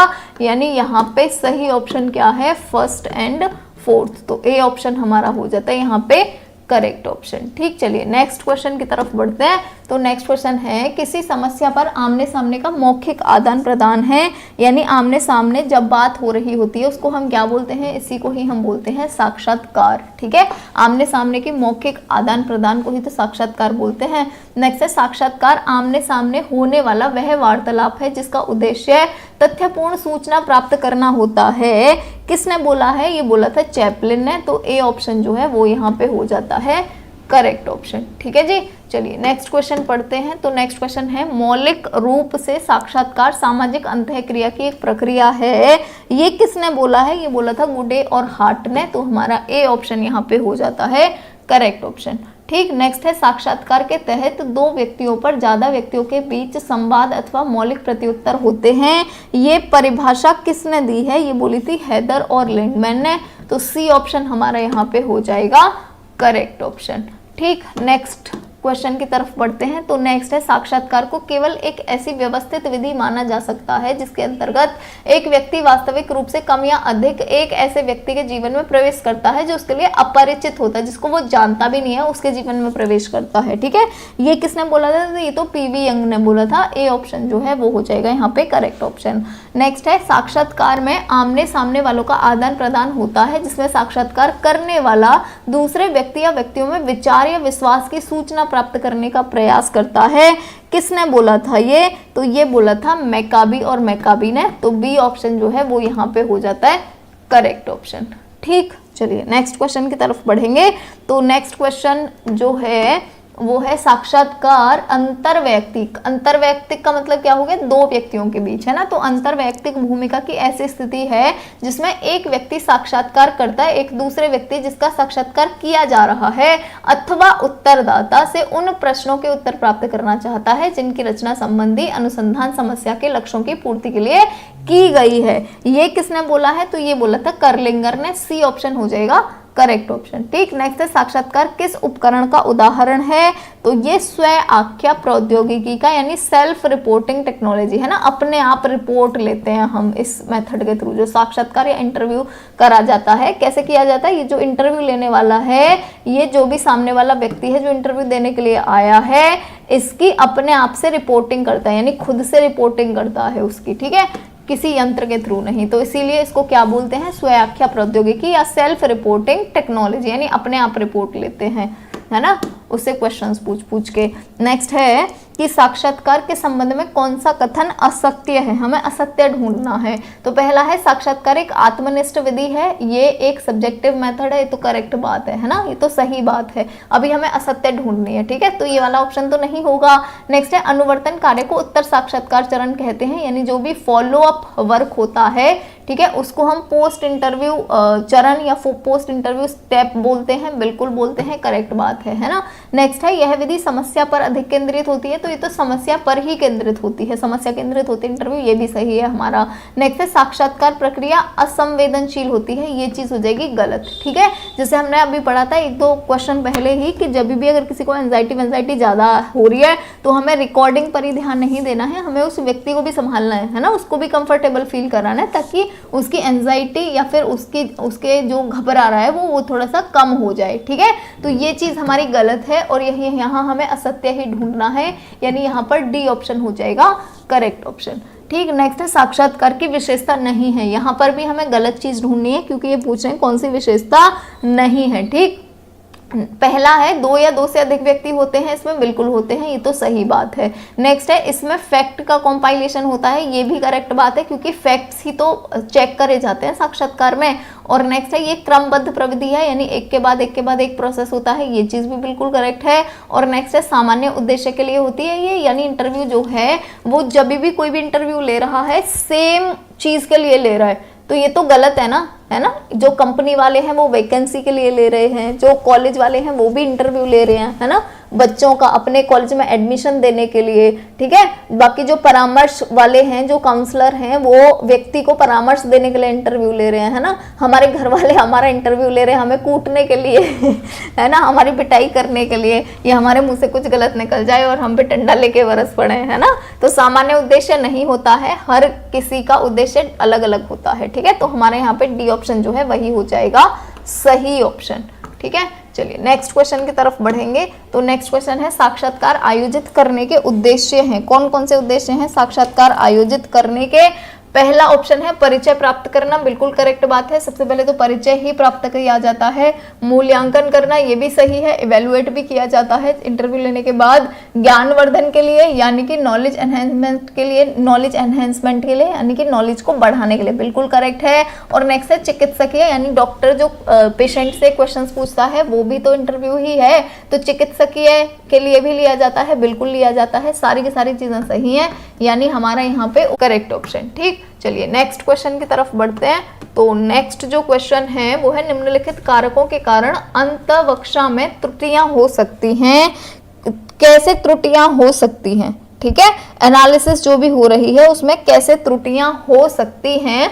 तो पहला ऑप्शन है उत्तरों को सटीक तौर पर दर्ज करने में विफलता, है ना। तो बिल्कुल त्रुटियां कैसे हो सकती है? अगर आपने उत्तर जो हैं उनमें अपने सटीक तौर पर नहीं उत्तर दर्ज करे हैं तो भी विफलता होगी, है ना। जैसे मैं बता रही थी कि जो संरचनात्मक इंटरव्यू होता है उसमें क्वेश्चन पहले से डिसाइड हो जाता है ना, ये वाला क्वेश्चन ये है, ये वाला दूसरा ये है, तीसरा ये है, पहले वाले क्वेश्चन का आंसर ये है, दूसरे वाले क्वेश्चन का आंसर ये है, तीसरे वाले क्वेश्चन का आंसर ये है। तो यहाँ पर पहले से ही हमने आंसर लिख लिया ना, लेकिन जो हमने आंसर लिखे हैं अगर ये हमने सही आंसर नहीं लिखे, यानी हमने एक बार और चेक नहीं कर रहे हैं, आपने तीन चार स्लाइड पहले ही पढ़ा है ना कि एक बार हमें चेक और कर लेना चाहिए, है ना। तो यहाँ पे हमने अच्छे से चेक नहीं करा और हो सकता है हमारे दिमाग से कोई चीज निकल गई हो और हमने यहाँ पे गलत लिख दिया हो। गलती इंसान से ही होती है ना, ऐसे भी हो सकता है। तो अगर सटीक तौर पर दर्ज करने में विफलता हो जाए, ये बात बिल्कुल करेक्ट है ना, त्रुटियां इस वजह से भी हो सकती हैं। नेक्स्ट है प्रत्यार्थियों के प्रत्युत्तर को प्रभावित करना, है ना। जो भी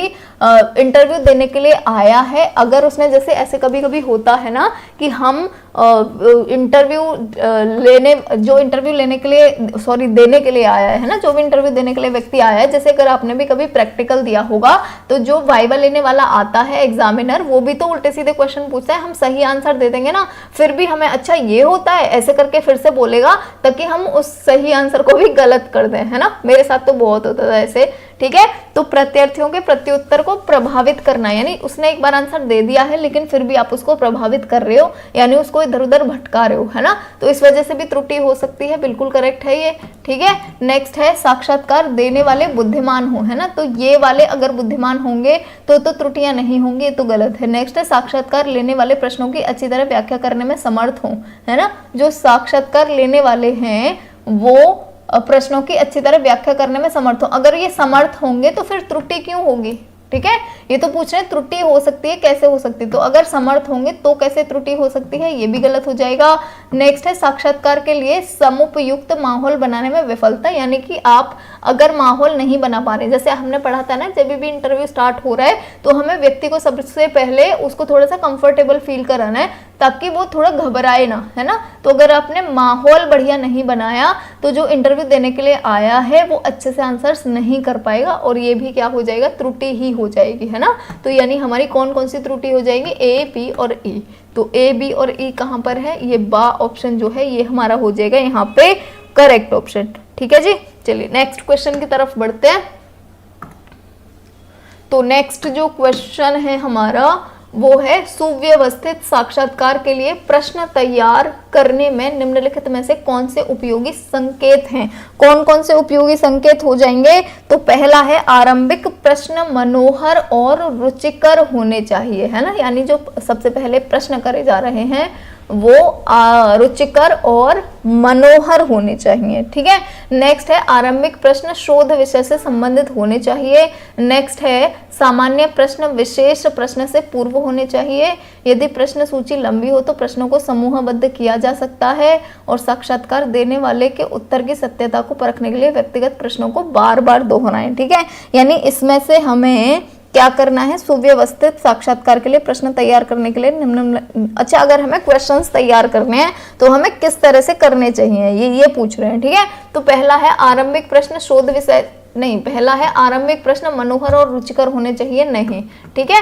ये तो हम तब स्टार्ट करते हैं जब व्यक्ति थोड़ा अनकंफर्टेबल हो रहा है, तब आरंभिक क्वेश्चन हम कहां से करेंगे, शोध विषय से संबंधित, ठीक है। तब अगर हम सुव्यवस्थित साक्षात्कार कर रहे हैं यानी कि संरचनात्मक साक्षात्कार कर रहे हैं, हम अपने पहले से ही क्वेश्चंस बना रहे हैं, तो हमें क्वेश्चंस कैसे बनाने हैं, सबसे पहले आरंभिक प्रश्न शोध विषय से संबंधित होने चाहिए, यानी जिस सब्जेक्ट से वो रिलेटेड है उस यानी जिस सब्जेक्ट में उसने पढ़ाई की है उसके सब्जेक्ट से रिलेटेड होने चाहिए, ठीक है। नेक्स्ट जो है वो है सामान्य प्रश्न विशेष प्रश्न से पूर्व होने चाहिए, ये बिल्कुल करेक्ट बात है ना। जैसे मैं अभी आपको थोड़ी देर पहले भी बता रही थी कि ऐसा नहीं करना है सबसे पहले हार्ड क्वेश्चन ही पूछ लेने हैं आते ही, है ना। पहले आपको करना तो सब्जेक्टिव क्वेश्चन से ही शुरू है, पर सब्जेक्टिव क्वेश्चन में भी पहले हमें इजी क्वेश्चन पूछने हैं, फिर हार्ड पे जाना है ना। तो पहले सामान्य पूछने हैं और फिर विशेष प्रश्नों पे जाना है। नेक्स्ट है यदि प्रश्न सूची लंबी हो तो प्रश्नों को समूहबद्ध किया जा सकता है, बिल्कुल करेक्ट बात है ना। यानी अगर आपने प्रश्नों की बहुत बड़ी एक सूची बना लेनी है, यानी 50 क्वेश्चन 60 क्वेश्चन बना रहे हो आप, तो उनको समूहबद्ध किया जा सकता है। समूहबद्ध का मतलब क्या है, जैसे कि मेरे को 10 क्वेश्चन जनरल पूछने हैं, है ना, 10 क्वेश्चन पूछने उसके सब्जेक्ट से, लेकिन ये भी जनरल रहेंगे, इजी वाले टॉपिक रहेंगे। 10 क्वेश्चन मुझे पूछने हैं विशिष्ट यानी कि स्पेसिफिक पूछने हैं, ठीक है। 10 क्वेश्चन मुझे पूछने उसकी फैमिली के बारे में, तो यानी कि ये है टोटल। और 10 क्वेश्चन और ऐसे पूछ लो कि हमारी कंपनी के बारे में, अगर कोई कंपनी है तो 10 क्वेश्चन मुझे हमारी कंपनी के बारे में कि जैसे अगर हमारी कंपनी आयरन का काम करती है तो आयरन वायरन के बारे में और कौन सी कंपनियां हैं, है ना, क्या होता है आयरन, कैसे उसका क्या क्या यूज किया जाता है, वो सब कुछ व्यक्ति को पता है या नहीं पता है। तो ऐसे करके हमने 50 क्वेश्चनों का एक समूह बना लिया, हर समूह में 10-10 क्वेश्चन डाल दिए। इस तरीके से भी हम कर सकते हैं अगर सूची बहुत ज्यादा लंबी है तो ये चीज भी कर सकते हैं, ये चीज भी एकदम करेक्ट है। और नेक्स्ट है साक्षात्कार देने वाले के उत्तरों की सत्यता को परखने के लिए व्यक्तिगत प्रश्नों को बार बार दोहराएं नहीं, है ना, व्यक्तिगत प्रश्नों को बार बार नहीं दोहराएंगे, ठीक है।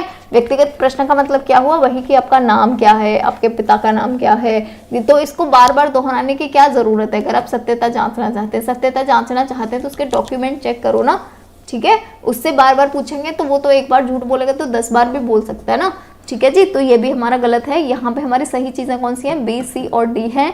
बी, सी और डी कहाँ पर है, सी ऑप्शन जो है ये हमारा हो जाएगा यहाँ पे करेक्ट ऑप्शन, ठीक है। तो नेक्स्ट क्वेश्चन है हमारा साक्षात्कार जो है इसका आधार क्या है ना, यानी कौन कौन से आधारों पर हम इसको क्लासिफाई कर सकते हैं। तो संरचना के आधार पर भी कर सकते हैं, औपचारिकता के आधार पर भी और उद्देश्यों के आधार पर भी, सब आपने पढ़े हुए हैं, यानी डी ऑप्शन जो है वो हमारे यहाँ पे करेक्ट हो जाएगा।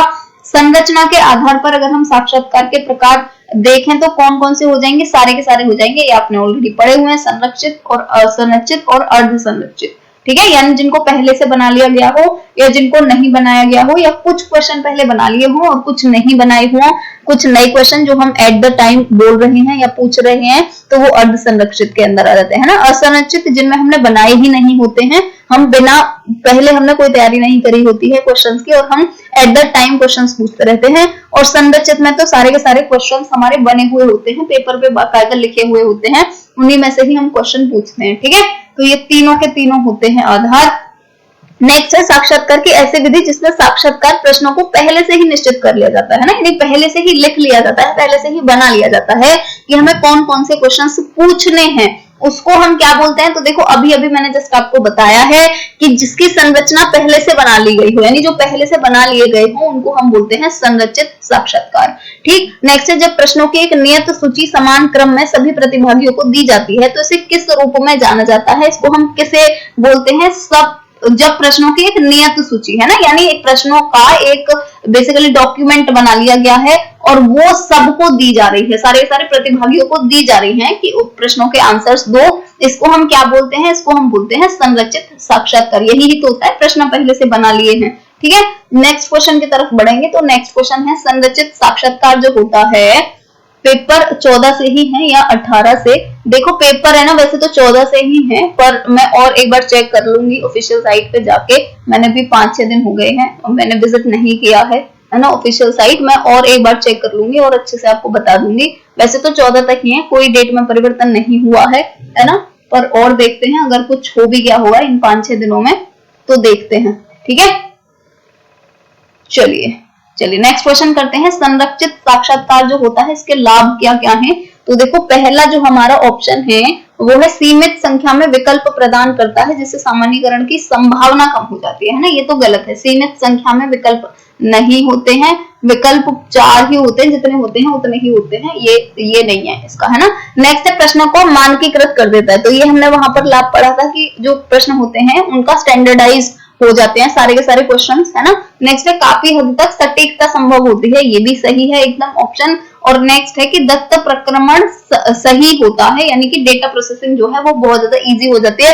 क्यों हो जाती है, क्योंकि हमने सारे के सारे क्वेश्चंस ऑलरेडी लिखे हुए हैं और उनके आंसर्स हमें पहले से पता है ऑलरेडी, है ना, हमने चेक भी कर लिए एक बार, ठीक है। तो ये भी दत्त प्रक्रमण जो है यानी कि जो डेटा प्रोसेसिंग है, यानी कि जो चेक करना है बेसिकली क्वेश्चंस को कितने सही है कितने गलत है, वो भी इजी हो जाता है, ये बात भी एकदम करेक्ट है। और नेक्स्ट ऑप्शन है कठिन मानकीकरण के कारण गलत व्याख्या की संभावना रहती है, तो ये भी एकदम ये जो है कठिन मानकीकरण नहीं होता है। देखो यहाँ पर क्या मानकीकृत जो है वो हो जाता है, यहाँ पर स्टैंडर्डाइजेशन हो जाता है ना।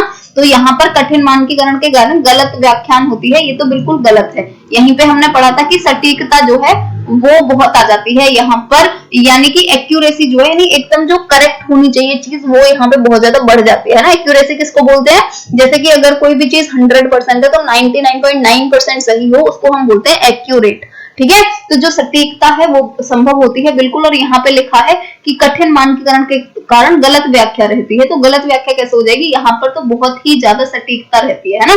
तो ई ऑप्शन जो है वो भी गलत हो जाएगा। सही ऑप्शन है हमारे बी, सी एंड डी, यानी बी, सी एंड डी कहाँ पर है, ये रहे। तो हमारा जो यहाँ पर बी ऑप्शन है वो हो जाएगा एकदम करेक्ट। ठीक है, चलिए नेक्स्ट क्वेश्चन की तरफ बढ़ते हैं। तो नेक्स्ट क्वेश्चन है औपचारिकता के आधार पर साक्षात्कार के प्रकार कौन कौन से हैं। तो औपचारिकता के आधार पर कौन कौन से हो जाएंगे, एक औपचारिक, एक अनौपचारिक। ठीक है, चलिए नेक्स्ट बढ़ेंगे। उद्देश्य के आधार पर साक्षात्कार के प्रकार जो हैं वो कौन कौन से होते हैं। उद्देश्य के आधार पर यानी किस चीज के लिए किया जा रहा है। उद्देश्य का मतलब क्या हो गया, जो भी साक्षात्कार है, जो भी इंटरव्यू है, वो किस लिए किया जा रहा है, उसका मकसद क्या है ना। तो पहला हो जाएगा डायग्नोस्टिक इंटरव्यू यानी निदानात्मक, बिल्कुल करेक्ट बात है। परेशानी ढूंढी जा रही है, परेशानी है क्या, है ना, प्रॉब्लम ढूंढी जा रही है, उसको ही हम बोलते हैं निदानात्मक या डायग्नोस्टिक। ये मैंने बहुत अच्छे से आपको बताया हुआ है, निदानात्मक, उपचारात्मक, बहुत अच्छे से बताया हुआ है, इसलिए मैं बार बार अभी नहीं बताऊंगी, है ना।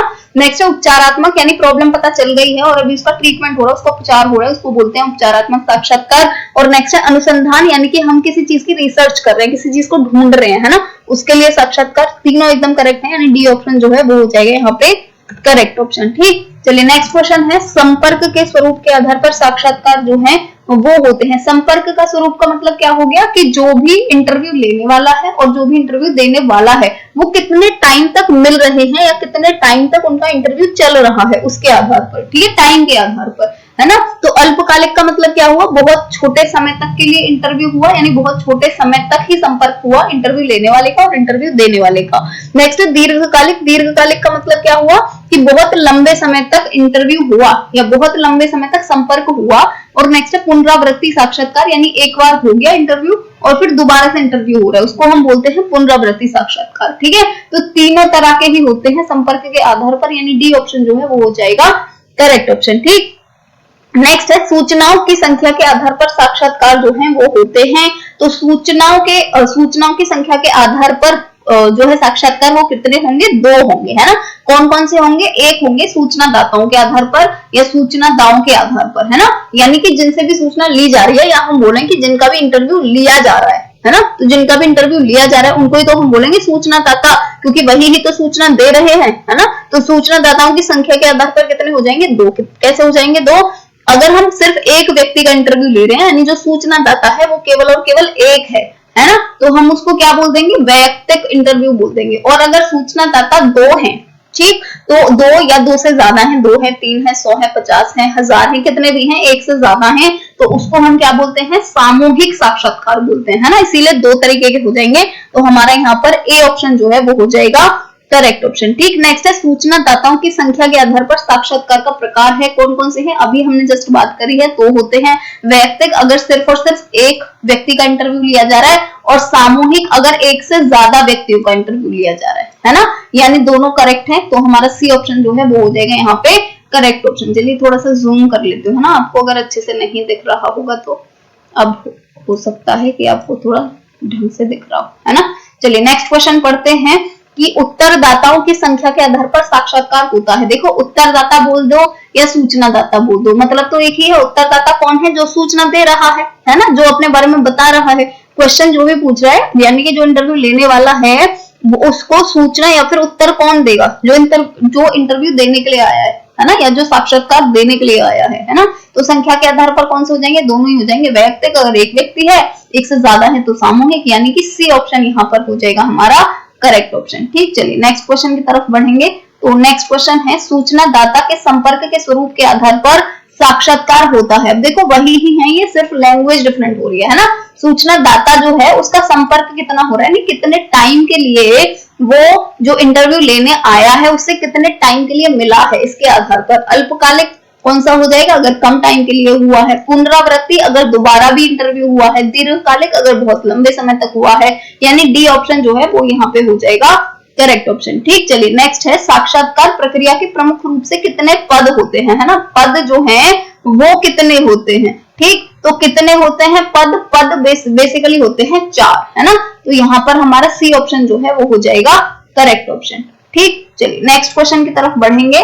तो नेक्स्ट क्वेश्चन है साक्षात्कार प्रक्रिया के पद हैं, कौन कौन से हैं। सबसे पहले तैयारी होगी, फिर संचालन होगा, फिर समापन होगा और बाद में रिपोर्ट होगी यानी प्रतिवेदन होगा। चारों के चारों ऑप्शन सही हैं।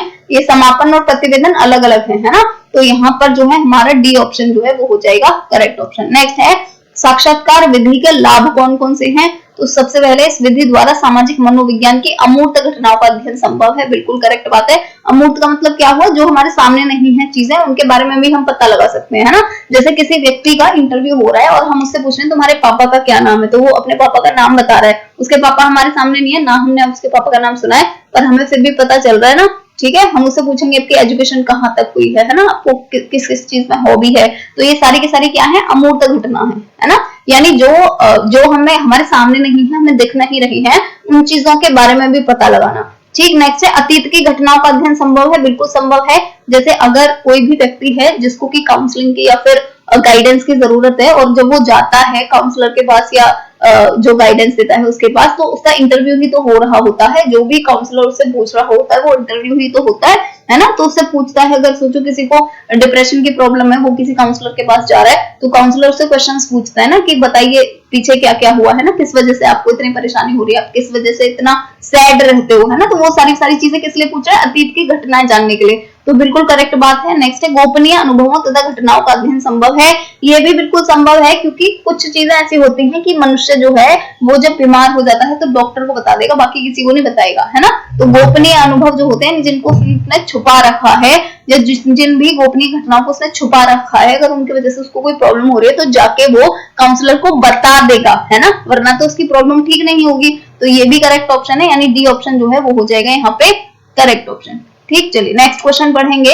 तो नेक्स्ट क्वेश्चन है साक्षात्कार विधि जो है इसकी सीमा है, इसकी सीमा कौन कौन सी है। इस विधि में सूचनादाताओं से सहयोग मिलने में कठिनाई होती है, ठीक है। तो देखो करेक्ट बात है, कभी कभी क्या होता है जिनका इंटरव्यू हो रहा होता है वो अच्छे से कोऑपरेट नहीं करते हैं, है ना, जो चीजें उनसे पूछी जाती हैं अच्छे से वो नहीं बता रहे होते हैं। नेक्स्ट उत्तर देते समय सूचनादाता संदेहात्मक हो जाता है, इमोशनल हो जाता है और इमोशनल हो जाता है तो उसके उत्तर भी प्रभावित हो जाते हैं, ये भी बात बिल्कुल करेक्ट है ना। कभी कभी क्या होता है, कोई भी बहुत ज्यादा इमोशनल होता है व्यक्ति अगर, और उससे अगर हम उसकी प्रॉब्लम्स के बारे में पूछते हैं तो वो रो भी जाएगा, है ना। बहुत ज्यादा संवेगात्मक अगर है, बहुत ज्यादा इमोशनल अगर है तो इमोशनल भी हो जाएगा और उससे उसके उत्तर भी प्रभावित होंगे। कुछ कुछ चीजों को छुपा भी लेगा, है ना, कि कहीं मेरे बारे में डॉक्टर गलत ना सोचे, तो कुछ चीजों को छुपा भी लेगा। नेक्स्ट है अधिकांश साक्षात्कार अध्ययनों में अध्ययन परिस्थितियां अनियंत्रित तथा अमानवीकृत होती हैं, फलतः शुद्ध परिणाम प्राप्त नहीं होते हैं। तो बिल्कुल करेक्ट बात है ये भी, है ना। नेक्स्ट है उपरोक्त सभी, यानी कि हमारा डी ऑप्शन जो है वो यहाँ पे हो जाएगा करेक्ट। ठीक है जी।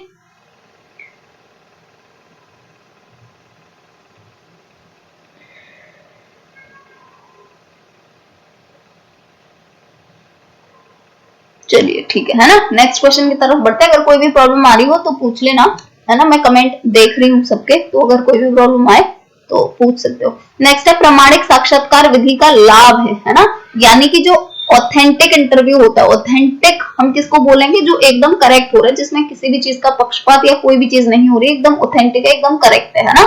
तो वो जो साक्षात्कार विधि है उसका लाभ क्या होता है।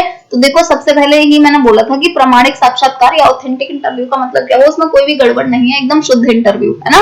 तो यहाँ पर पक्षपात का प्रभाव कम पड़ता है, तो प्रभाव कम पड़ेगा ही क्योंकि वो प्रमाणिक साक्षात्कार है। जैसे जो यूपीएससी वालों का इंटरव्यू होता है हम उसको ऑथेंटिक इंटरव्यू बोल सकते हैं, उसको प्रमाणिक साक्षात्कार बोल सकते हैं, क्योंकि उसमें कोई भी पक्षपात या कोई भी डोनेशन वोनेशन देने से कोई काम नहीं पड़े, कोई वो नहीं होगा, है ना, कोई मतलब फर्क नहीं पड़ेगा। ठीक है। नेक्स्ट है वस्तुनिष्ठ परिणाम प्राप्त होते हैं, बिल्कुल करेक्ट है। तथ्यों का संकलन शुद्ध रूप से होता है, ये भी बिल्कुल करेक्ट है, यानी डी ऑप्शन जो है वो हो जाएगा एकदम करेक्ट ऑप्शन। ठीक। चलिए नेक्स्ट क्वेश्चन की तरफ बढ़ेंगे, ये थोड़ा इधर ही आ गया है ना। साक्षात्कार विधि की विश्वसनीयता बढ़ाने का उपाय है। साक्षात्कार की विश्वसनीयता जो है वो कैसे हम बढ़ा सकते हैं, तो कैसे बढ़ा सकते हैं, साक्षात्कार अनुसूची और निर्धारण मापनी का अधिक उपयोग करके, बिल्कुल करेक्ट बात है। साक्षात्कार का संचालन मानक परिस्थितियों में करें, ये भी बिल्कुल करेक्ट बात है। स्टैंडर्ड जो सिचुएशंस हैं उनमें करना चाहिए, है ना। जैसे जो यूपीएससी के हैं उनके लिए जो जगह होती है वो तक किसी को नहीं पता होती, कौन इंटरव्यू लेने वाला है वो तक किसी को नहीं पता, है ना। उसी को ही हम बोलते हैं मानक परिस्थितियां या फिर स्टैंडर्डाइज्ड सिचुएशंस, है ना, यानी किसी को कोई भी भनक नहीं लगनी चाहिए, है ना। नेक्स्ट है कोडिंग का प्रयोग करना चाहिए। तो कोडिंग वाला मैं आपको उस दिन भी बता रही थी कि अगर हमें किसी को 10 में से सोचो किसी को एक देना है, अगर नंबर किसी को 2 देने हैं तो हम ऐसे 1 2 नहीं लिखेंगे, वहां पर हम कोड बना लेते हैं। जैसे समझो 1 को हम बना रहे हैं कि 1 हम ओ जो है वो रिप्रेजेंट करेगा 1 को, है ना। 2 को T रिप्रेजेंट करेगा, है ना। तो अगर हम ऐसे कोड देंगे ना तो किसी को पता नहीं चलता, जो बच्चे इंटरव्यू देने आए हुए होते हैं ना, वरना तो उन्हें पता चल जाएगा अगर हम कोडिंग का प्रयोग नहीं करेंगे। तो कोडिंग का ही प्रयोग किया जाता है इंटरव्यू में। इवन अगर आपने कभी प्रैक्टिकल भी दिया है अपने स्कूल में या कॉलेज में भी, अगर BSc वगैरह किया है, तो आपको पता होगा कि जो वाइवा लेने आते हैं वो भी कोड वर्ड का ही वो करते हैं, प्रयोग करते हैं, है ना।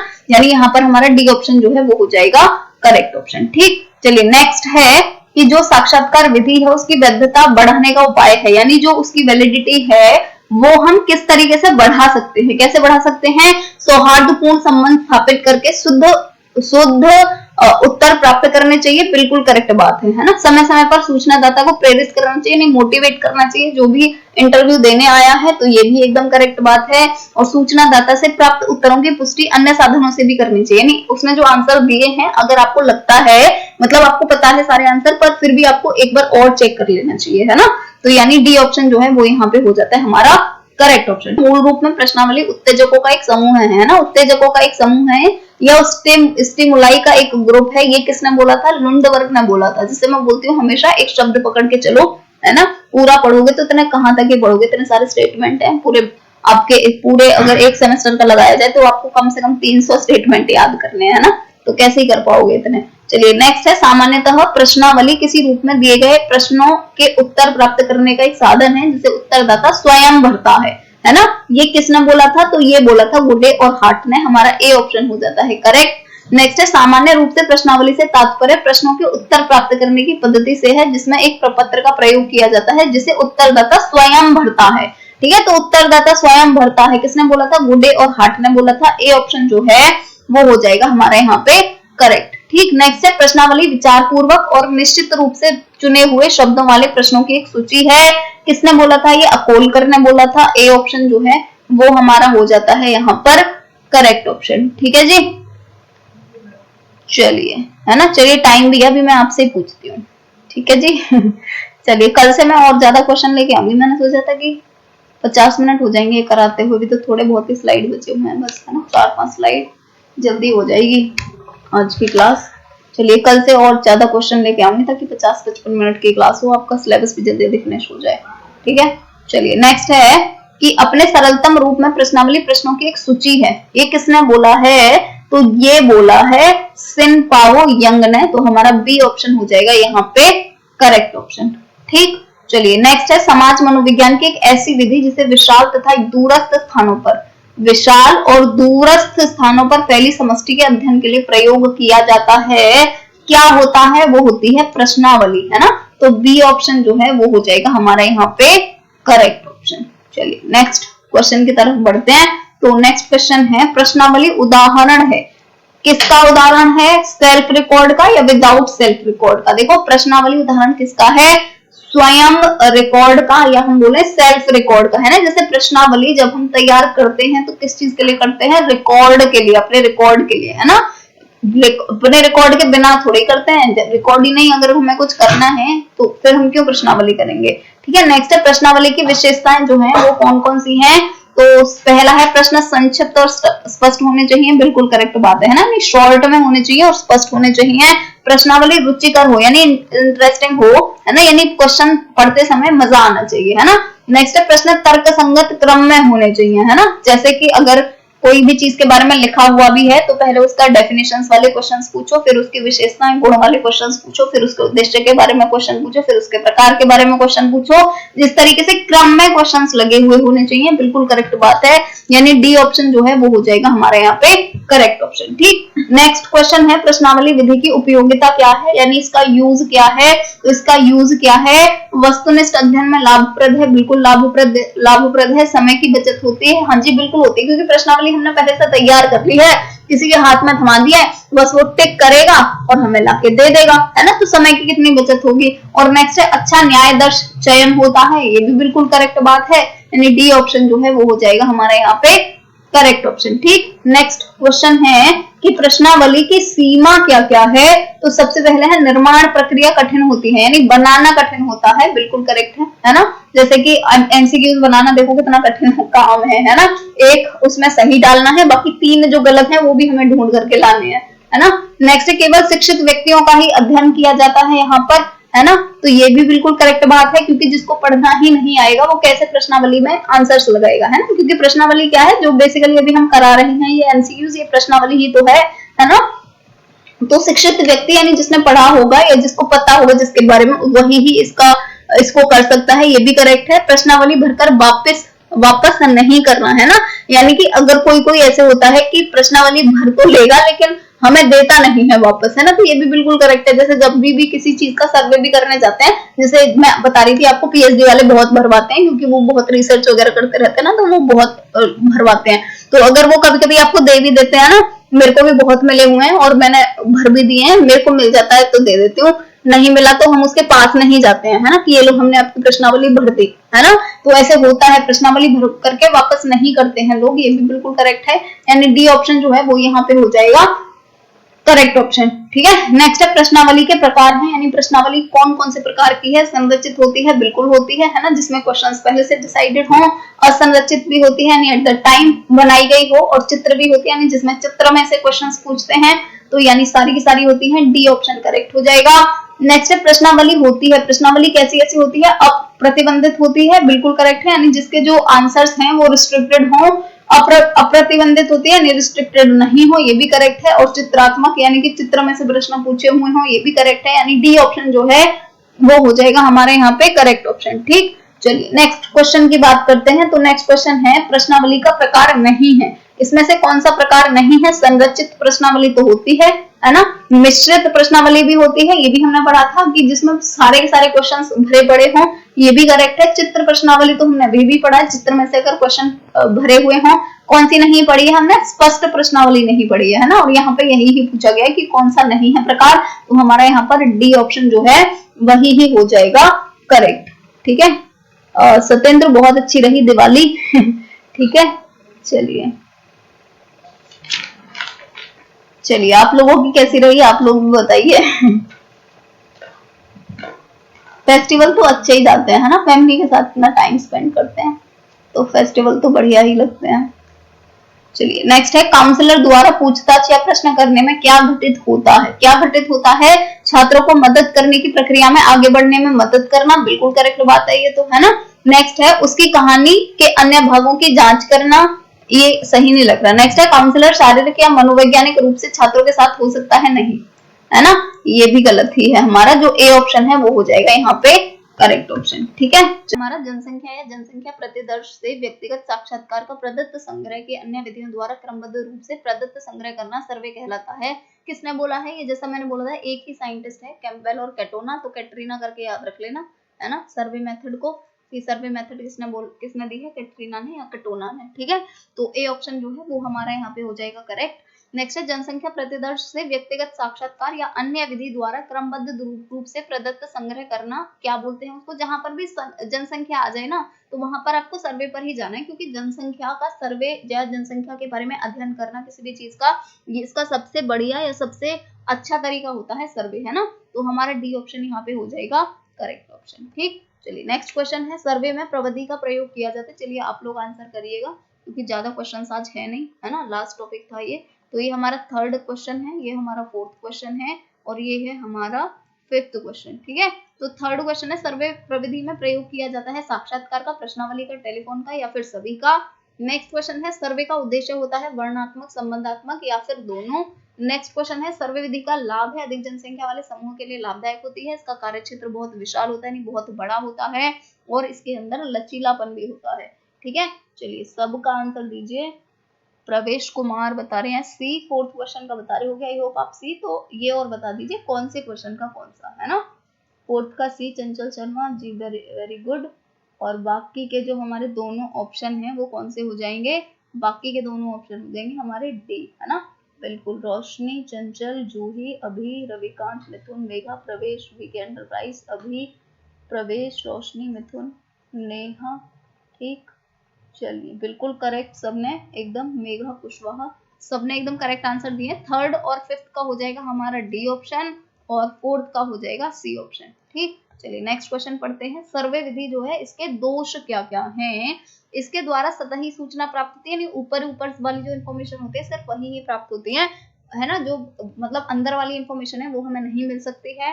नेक्स्ट है प्रतिनिधिकारी प्रतिदर्श न होने पर विश्वसनीयता परिणाम नहीं प्राप्त होते हैं, यानी अगर जिसका हम ले रहे हैं सर्वे, जिसके द्वारा कर रहे हैं, अगर वो हमें गलत भी बता रहा है तो हमें पता नहीं चलेगा, इसीलिए जो परिणाम है वो अच्छे नहीं होते हैं, विश्वसनीय नहीं होते हैं। नेक्स्ट है अध्ययनकर्ता के विचार परिणामों को प्रभावित करते हैं, यानी जो भी सर्वे करने के लिए गया है अगर वो चाहता है कि मैं रिजल्ट जो है उनको मॉडिफाई कर दूं तो वो आसानी से कर लेगा, है ना, तो इस चीज का भी फर्क पड़ता है।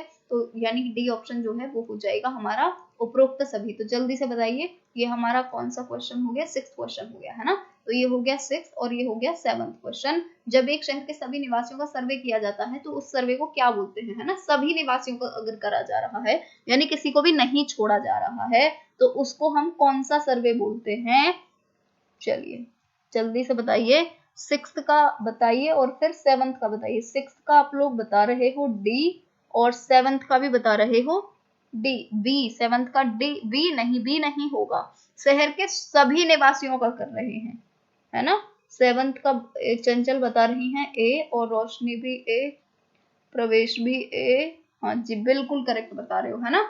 7th का कौन सा हो जाएगा, ए ऑप्शन करेक्ट हो जाएगा, संगणना सर्वे, है ना। जबकि जो 6th है उसका हो जाएगा डी, क्योंकि ये हम ऑलरेडी डिस्कस कर चुके थे सारी चीजें, ठीक। नेक्स्ट है किसी सर्वे में एक जनसंख्या से प्रतिनिधि पूर्ण प्रतिदर्श लेकर अध्ययन किया जाता है। प्रतिनिधि पूर्ण का मतलब क्या हुआ, जैसे एक कोई जनसंख्या है वहां से हम कुछ लोगों को सेलेक्ट कर लेते हैं, यानी कुछ सैंपल्स ले लेते हैं वहां से, है ना, कुछ लोगों को ले लेते हैं, सबको नहीं लेते। अगर सबको ले रहे हैं तो उसको संगणना बोलेंगे, अगर हम कुछ लोगों को ले रहे हैं, है ना, यानी कुछ प्रतिनिधियों को चूज कर रहे हैं तो इसको क्या बोलेंगे, प्रतिदर्श सर्वे बोलेंगे, है ना। जैसे प्रतिनिधि पूर्ण प्रतिदर्श का मतलब क्या हुआ, हमने कोई सैंपल ले लिया है उठा के, है ना, सारी चीजें नहीं ली है, सैंपल ले लिए हैं लोगों के, है ना, तो इसीलिए इसको क्या बोलेंगे, सैंपल सर्वे बोलेंगे। तो इस तरीके से भी आप याद रख सकते हैं, ठीक। नेक्स्ट है चेकलिस्ट जो है वो किसका उदाहरण है, चेकलिस्ट जब भी हम करते हैं तो वो किसका उदाहरण होता है, अवलोकन का, यानी कि एक बार हम क्या करते हैं, चेकलिस्ट का मतलब क्या हुआ है, हमने सारी चीजें कर ली हैं और दोबारा से हम चेक करें, उसको ही तो बोलते हैं चेकलिस्ट करना, है ना। तो वो हम कैसे करते हैं, अवलोकन यानी ऑब्जर्वेशन के थ्रू, ठीक है।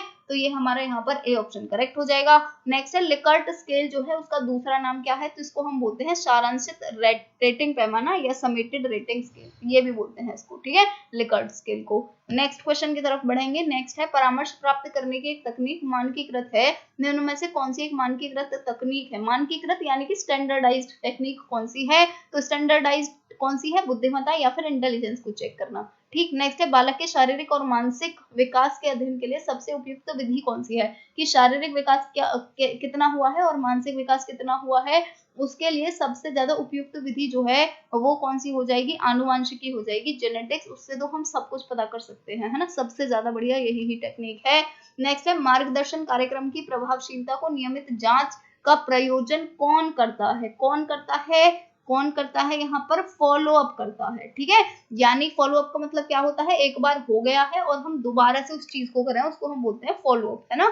जैसे कि मार्गदर्शन कार्यक्रम की प्रभावशीलता की कितना प्रभाव पड़ा है मार्गदर्शन कार्यक्रम का, या अगर हम किसी का गाइडेंस दे रहे हैं किसी को, है ना, तो एक बार हमने गाइडेंस दे दी, अब क्या होगा, गाइडेंस दे दी हमने, उस गाइडेंस को उसने यूज भी करा, है ना, तो फिर जब वो दोबारा हमारे पास आएगा तब हम उसको पूछेंगे ना कि हमने जो बताया था वो तुमने जब अप्लाई किया अपने जीवन में तो तुमको क्या क्या लाभ प्राप्त हुए, है ना। तो जब वो दोबारा आ रहा है उसको ही हम क्या बोलते हैं, उसको बेसिकली अनुवर्तन बोलते हैं या फॉलो अप, है ना। यानी एक बार वो आ गया, उसने उपचार हमसे ले लिया और फिर उसको जाके उसने फॉलो किया, तो फॉलो करने के बाद क्या रिजल्ट आए वो कब बताएगा, वो जब दोबारा से हमारे पास आएगा, है ना, उसी को ही हम अनुवर्तन या फिर फॉलो अप बोलते हैं। तो बी ऑप्शन यहाँ पे हो जाएगा करेक्ट ऑप्शन, ठीक। नेक्स्ट है अधिगम सिद्धांतों के आधार पर परामर्श को किसके रूप में जाना जाता है, तो परामर्श को अधिगम सिद्धांत यानी कि सीख कितना रहे हैं उसके आधार पर अगर हम परामर्श को माने तो किसके रूप में जानेंगे, उसको व्यवहार चिकित्सा यानी बिहेवियरल थेरेपी मानते हैं, ठीक। नेक्स्ट है परामर्श का मनोविश्लेषणात्मक दृष्टिकोण सर्वप्रथम किसके द्वारा प्रतिपादित किया गया था, तो किसने किया था, फ्राइडे ने किया था। ये फ्रायड होगा यहाँ पे, है ना, फ्राइडे नहीं होगा, फ्रायड होगा, FREUD होगा, ठीक है। तो इसको थोड़ा सा कर लीजिएगा, FREUD फ्रायड आएगा यहाँ पे, ठीक है। चलिए नेक्स्ट बढ़ेंगे। तो नेक्स्ट क्वेश्चन है हमारा, ऐसी सेवाएं जो छात्रों के नए परिवेश और अपने आप को अनुकूल बनाने के लिए संगठित की जाती हैं और आवश्यक समायोजन करती हैं, वे कौन सी हैं? अभिविन्यास सेवाएं हैं, या इनको हम बोलते हैं ओरिएंटेशन सर्विसेज। तो सी ऑप्शन हमारा यहाँ पे हो जाएगा करेक्ट, क्योंकि आपका ये अभी यूनिट का लास्ट टॉपिक है, तो जो भी हमारा उससे रिलेटेड, सर्विस से रिलेटेड क्वेश्चन थे वो ऑलरेडी हो गए हैं। अभी जैसे मैं बता रही थी हर यूनिट के लास्ट में कुछ क्वेश्चंस होते हैं जो आपको पढ़ने ही हैं, तो ये वो एक्स्ट्रा वाले क्वेश्चंस चल रहे हैं अभी, है ना। अगर आपको कंफ्यूजन है कि ये हम कहाँ आ गए, मार्गदर्शन और निर्देशन में कहाँ आ गए, है ना। तो नेक्स्ट है, निर्देशन परामर्श में रोग निदान से काउंसलिंग मिलती है ना। रोग निदान का मतलब क्या हुआ? अगर हमने डिसीज का, यानी जो हमें बीमारी है उसका पता लगाया है, तो उससे हमें किसके बारे में पता चलता है?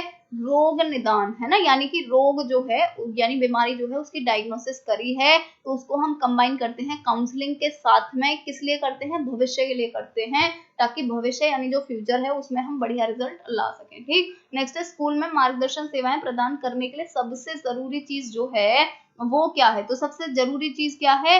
पेशेवर रूप से योग्य और पर्याप्त रूप से प्रशिक्षित कर्मी होना चाहिए, यानी जिसको भी आपने मार्गदर्शन सेवाएं देने के लिए लगाया हुआ है, जिस भी टीचर को, है ना, वो योग्य होना चाहिए और प्रशिक्षित होना चाहिए। ठीक। चलिए नेक्स्ट क्वेश्चन की तरफ शिफ्ट होंगे। नेक्स्ट है, कक्षा अधिगम तथा मार्गदर्शन में निहित मनोवैज्ञानिक के सकारात्मक कारकों में क्या शामिल है? तो क्या शामिल है? अभिधारणा की सबसे लंबी अवधि, यानी long period of non concept. ठीक। नेक्स्ट है, बच्चे अनुचित व्यवहार क्यों करते हैं? ठीक है, तो बच्चे, जैसे कि मैंने बोला था, बच्चों को आपको ऐसे नहीं मानना है कि वो कुछ जान नहीं रहे हैं, है ना, या उनको कुछ नहीं आ रहा है, या उनको मार के सिखाओ, ये चीजें तो बिल्कुल भी अप्लाई नहीं करनी है ना। तो हमें बेसिकली क्या करना है, घर और विद्यालय के नियमों को समरूप समझना, है ना। यानी घर में जैसा भी घर और जो विद्यालय है वहां के नियम जो हैं वो एक जैसे हैं, है ना, उनको ये लगता है। ठीक है, जैसे हम घर में रह रहे हैं वैसे ही हम स्कूल में रह सकते हैं, बच्चों को ये लग रहा है बस, है ना, तो इसीलिए वो अनुचित व्यवहार कर रहे हैं। तो यहाँ पर हमारा बी ऑप्शन हो जाएगा करेक्ट। नेक्स्ट है, व्यक्तिगत मार्गदर्शन में निम्नलिखित में से कौन सा पक्ष सम्मिलित है? तो अगर हम व्यक्तिगत मार्गदर्शन की बात करें, यानी एक व्यक्ति को अगर हम मार्गदर्शन कर रहे हैं, तो उसमें कौन सा पक्ष सम्मिलित होगा? नैतिक सम्मिलित होगा, बिल्कुल होगा, है ना। धार्मिक भी सम्मिलित होगा, भावनात्मक भी सम्मिलित होगा, सारी चीजें सम्मिलित होंगी। डी ऑप्शन हो जाएगा करेक्ट। नेक्स्ट है, जीवन शैली के विकृत रूप में किस मार्गदर्शन की अत्यंत आवश्यकता होती है ना। यानी कि अगर हमारा जो लाइफस्टाइल है वो बहुत ज्यादा डिस्टॉर्टेड हो गया है ना, जो जैसे हम जी रहे हैं वो हम बहुत ही ज्यादा बुरे तरीके से जी रहे हैं। जैसे अगर हम अभी के लाइफस्टाइल की बात करें, तो लोगों को क्या चाहिए? लोगों को चाहिए पिज्जा, लोगों को चाहिए बर्गर, है ना, लोगों को चाहिए मैगी, लोगों को चाहिए नूडल्स। ठीक है, अब खा तो रहे हैं, है ना, और वो कर नहीं रहे हैं, यानी एक्सरसाइज कर नहीं रहे हैं, खा खा के पड़े हुए हैं बस, है ना। तो इसके लिए क्या चाहिए उन्हें? स्वास्थ्य मार्गदर्शन चाहिए, है ना, क्योंकि स्वास्थ्य जो है वही ही तो बिगड़ रहा है ना। तो यहाँ पे हमारा बी ऑप्शन जो है वो हो जाएगा करेक्ट। नेक्स्ट है, जीवन की नई समस्याओं के प्रति सामान्य अभियोजनशीलता को बुद्धि कहते हैं। ये परिभाषा जो है किसने दी है? तो ये स्टर्न ने दी थी। सी ऑप्शन यहाँ पे करेक्ट हो जाता है। नेक्स्ट क्वेश्चन है, व्यक्ति अध्ययन के लिए संग्रहणीय तथ्य है, कौन सा तथ्य है? भौतिक परिवेश, बिल्कुल, है ना। व्यक्ति अध्ययन के लिए, यानी अगर कोई भी इंडिविजुअल स्टडी कर रहा है तो उसके लिए कौन से वाले फैक्ट उसको चाहिए? भौतिक परिवेश के चाहिए, बिल्कुल चाहिए। सामाजिक आर्थिक परिवेश के चाहिए, बिल्कुल चाहिए। सांस्कृतिक परिवेश के चाहिए, सबके चाहिए फैक्ट तो, है ना। और भी 4 चीजें आ जाती है, उनको भी चाहिए, यानी कि डी ऑप्शन जो है वो हो जाएगा करेक्ट ऑप्शन। नेक्स्ट क्वेश्चन है, परामर्श प्रक्रिया के किस पद में समस्याओं के कारणों के बारे में निष्कर्ष निकाला जाता है ना, कि समस्या जो है उनका कारण क्या है। ठीक है, जैसे मैं बता रही थी कि अगर आप डॉक्टर के पास गए हो, आपको फीवर आया हुआ है और 3-4 दिन से आया हुआ है, वो जा ही नहीं रहा है ना, तो सबसे पहले डॉक्टर क्या बोलेगा? टेस्ट करवाओ, पहले पता तो करें कि प्रॉब्लम है कहाँ, है ना। पहले पता तो करें कि आपको जो बुखार आ रहा है, जो फीवर आ रहा है, उसका कारण क्या है ना। तो कारण जब पता कर रहे हैं तो हम किसके थ्रू कर रहे हैं? टेस्ट के थ्रू कर रहे हैं। और जैसे कि मैं बता रही थी उस दिन कि जो टेस्ट हम करवा रहे हैं उसको हम क्या बोलते हैं? डायग्नोसिस बोलते हैं, यानी कि निदान बोलते हैं। ठीक। नेक्स्ट, निम्नलिखित में से क्या परामर्श प्रक्रिया का पद नहीं है? कौन सा पद नहीं है? अन्वेषण नहीं है, बाकी सारे के सारे तो है ही, आपने पढ़ रखे हैं ऑलरेडी। ठीक। नेक्स्ट क्वेश्चन की तरफ शिफ्ट करेंगे। नेक्स्ट क्वेश्चन है, व्यवहारवादी परामर्श मुख्यतः बल देता है, किस पर बल देता है? व्यवहारवादी परामर्श, तो व्यवहार जहां पर भी आ जाए वहां पर आता है कर करके चीजें कर सीखना, है ना। तो किस पर बल देगा? ये क्रिया पर बल देगा, जाएगा, डी ऑप्शन करेक्ट हो जाएगा। नेक्स्ट है परामर्श की किस उपागम में परामर्श प्रक्रिया पूर्णतः परामर्शक पर केंद्रित होती है ना, तो किस पर होगी, निर्देशात्मक पर। ठीक, ये आपने ऑलरेडी पढ़ रखे हैं सारी चीजें। नेक्स्ट है इंस्टीट्यूट ऑफ रेशनल लिविंग को एक गैर लाभकारी संगठन के रूप में कब स्थापित किया गया था, तो 1959 में स्थापित किया गया था, बी ऑप्शन करेक्ट हो जाएगा।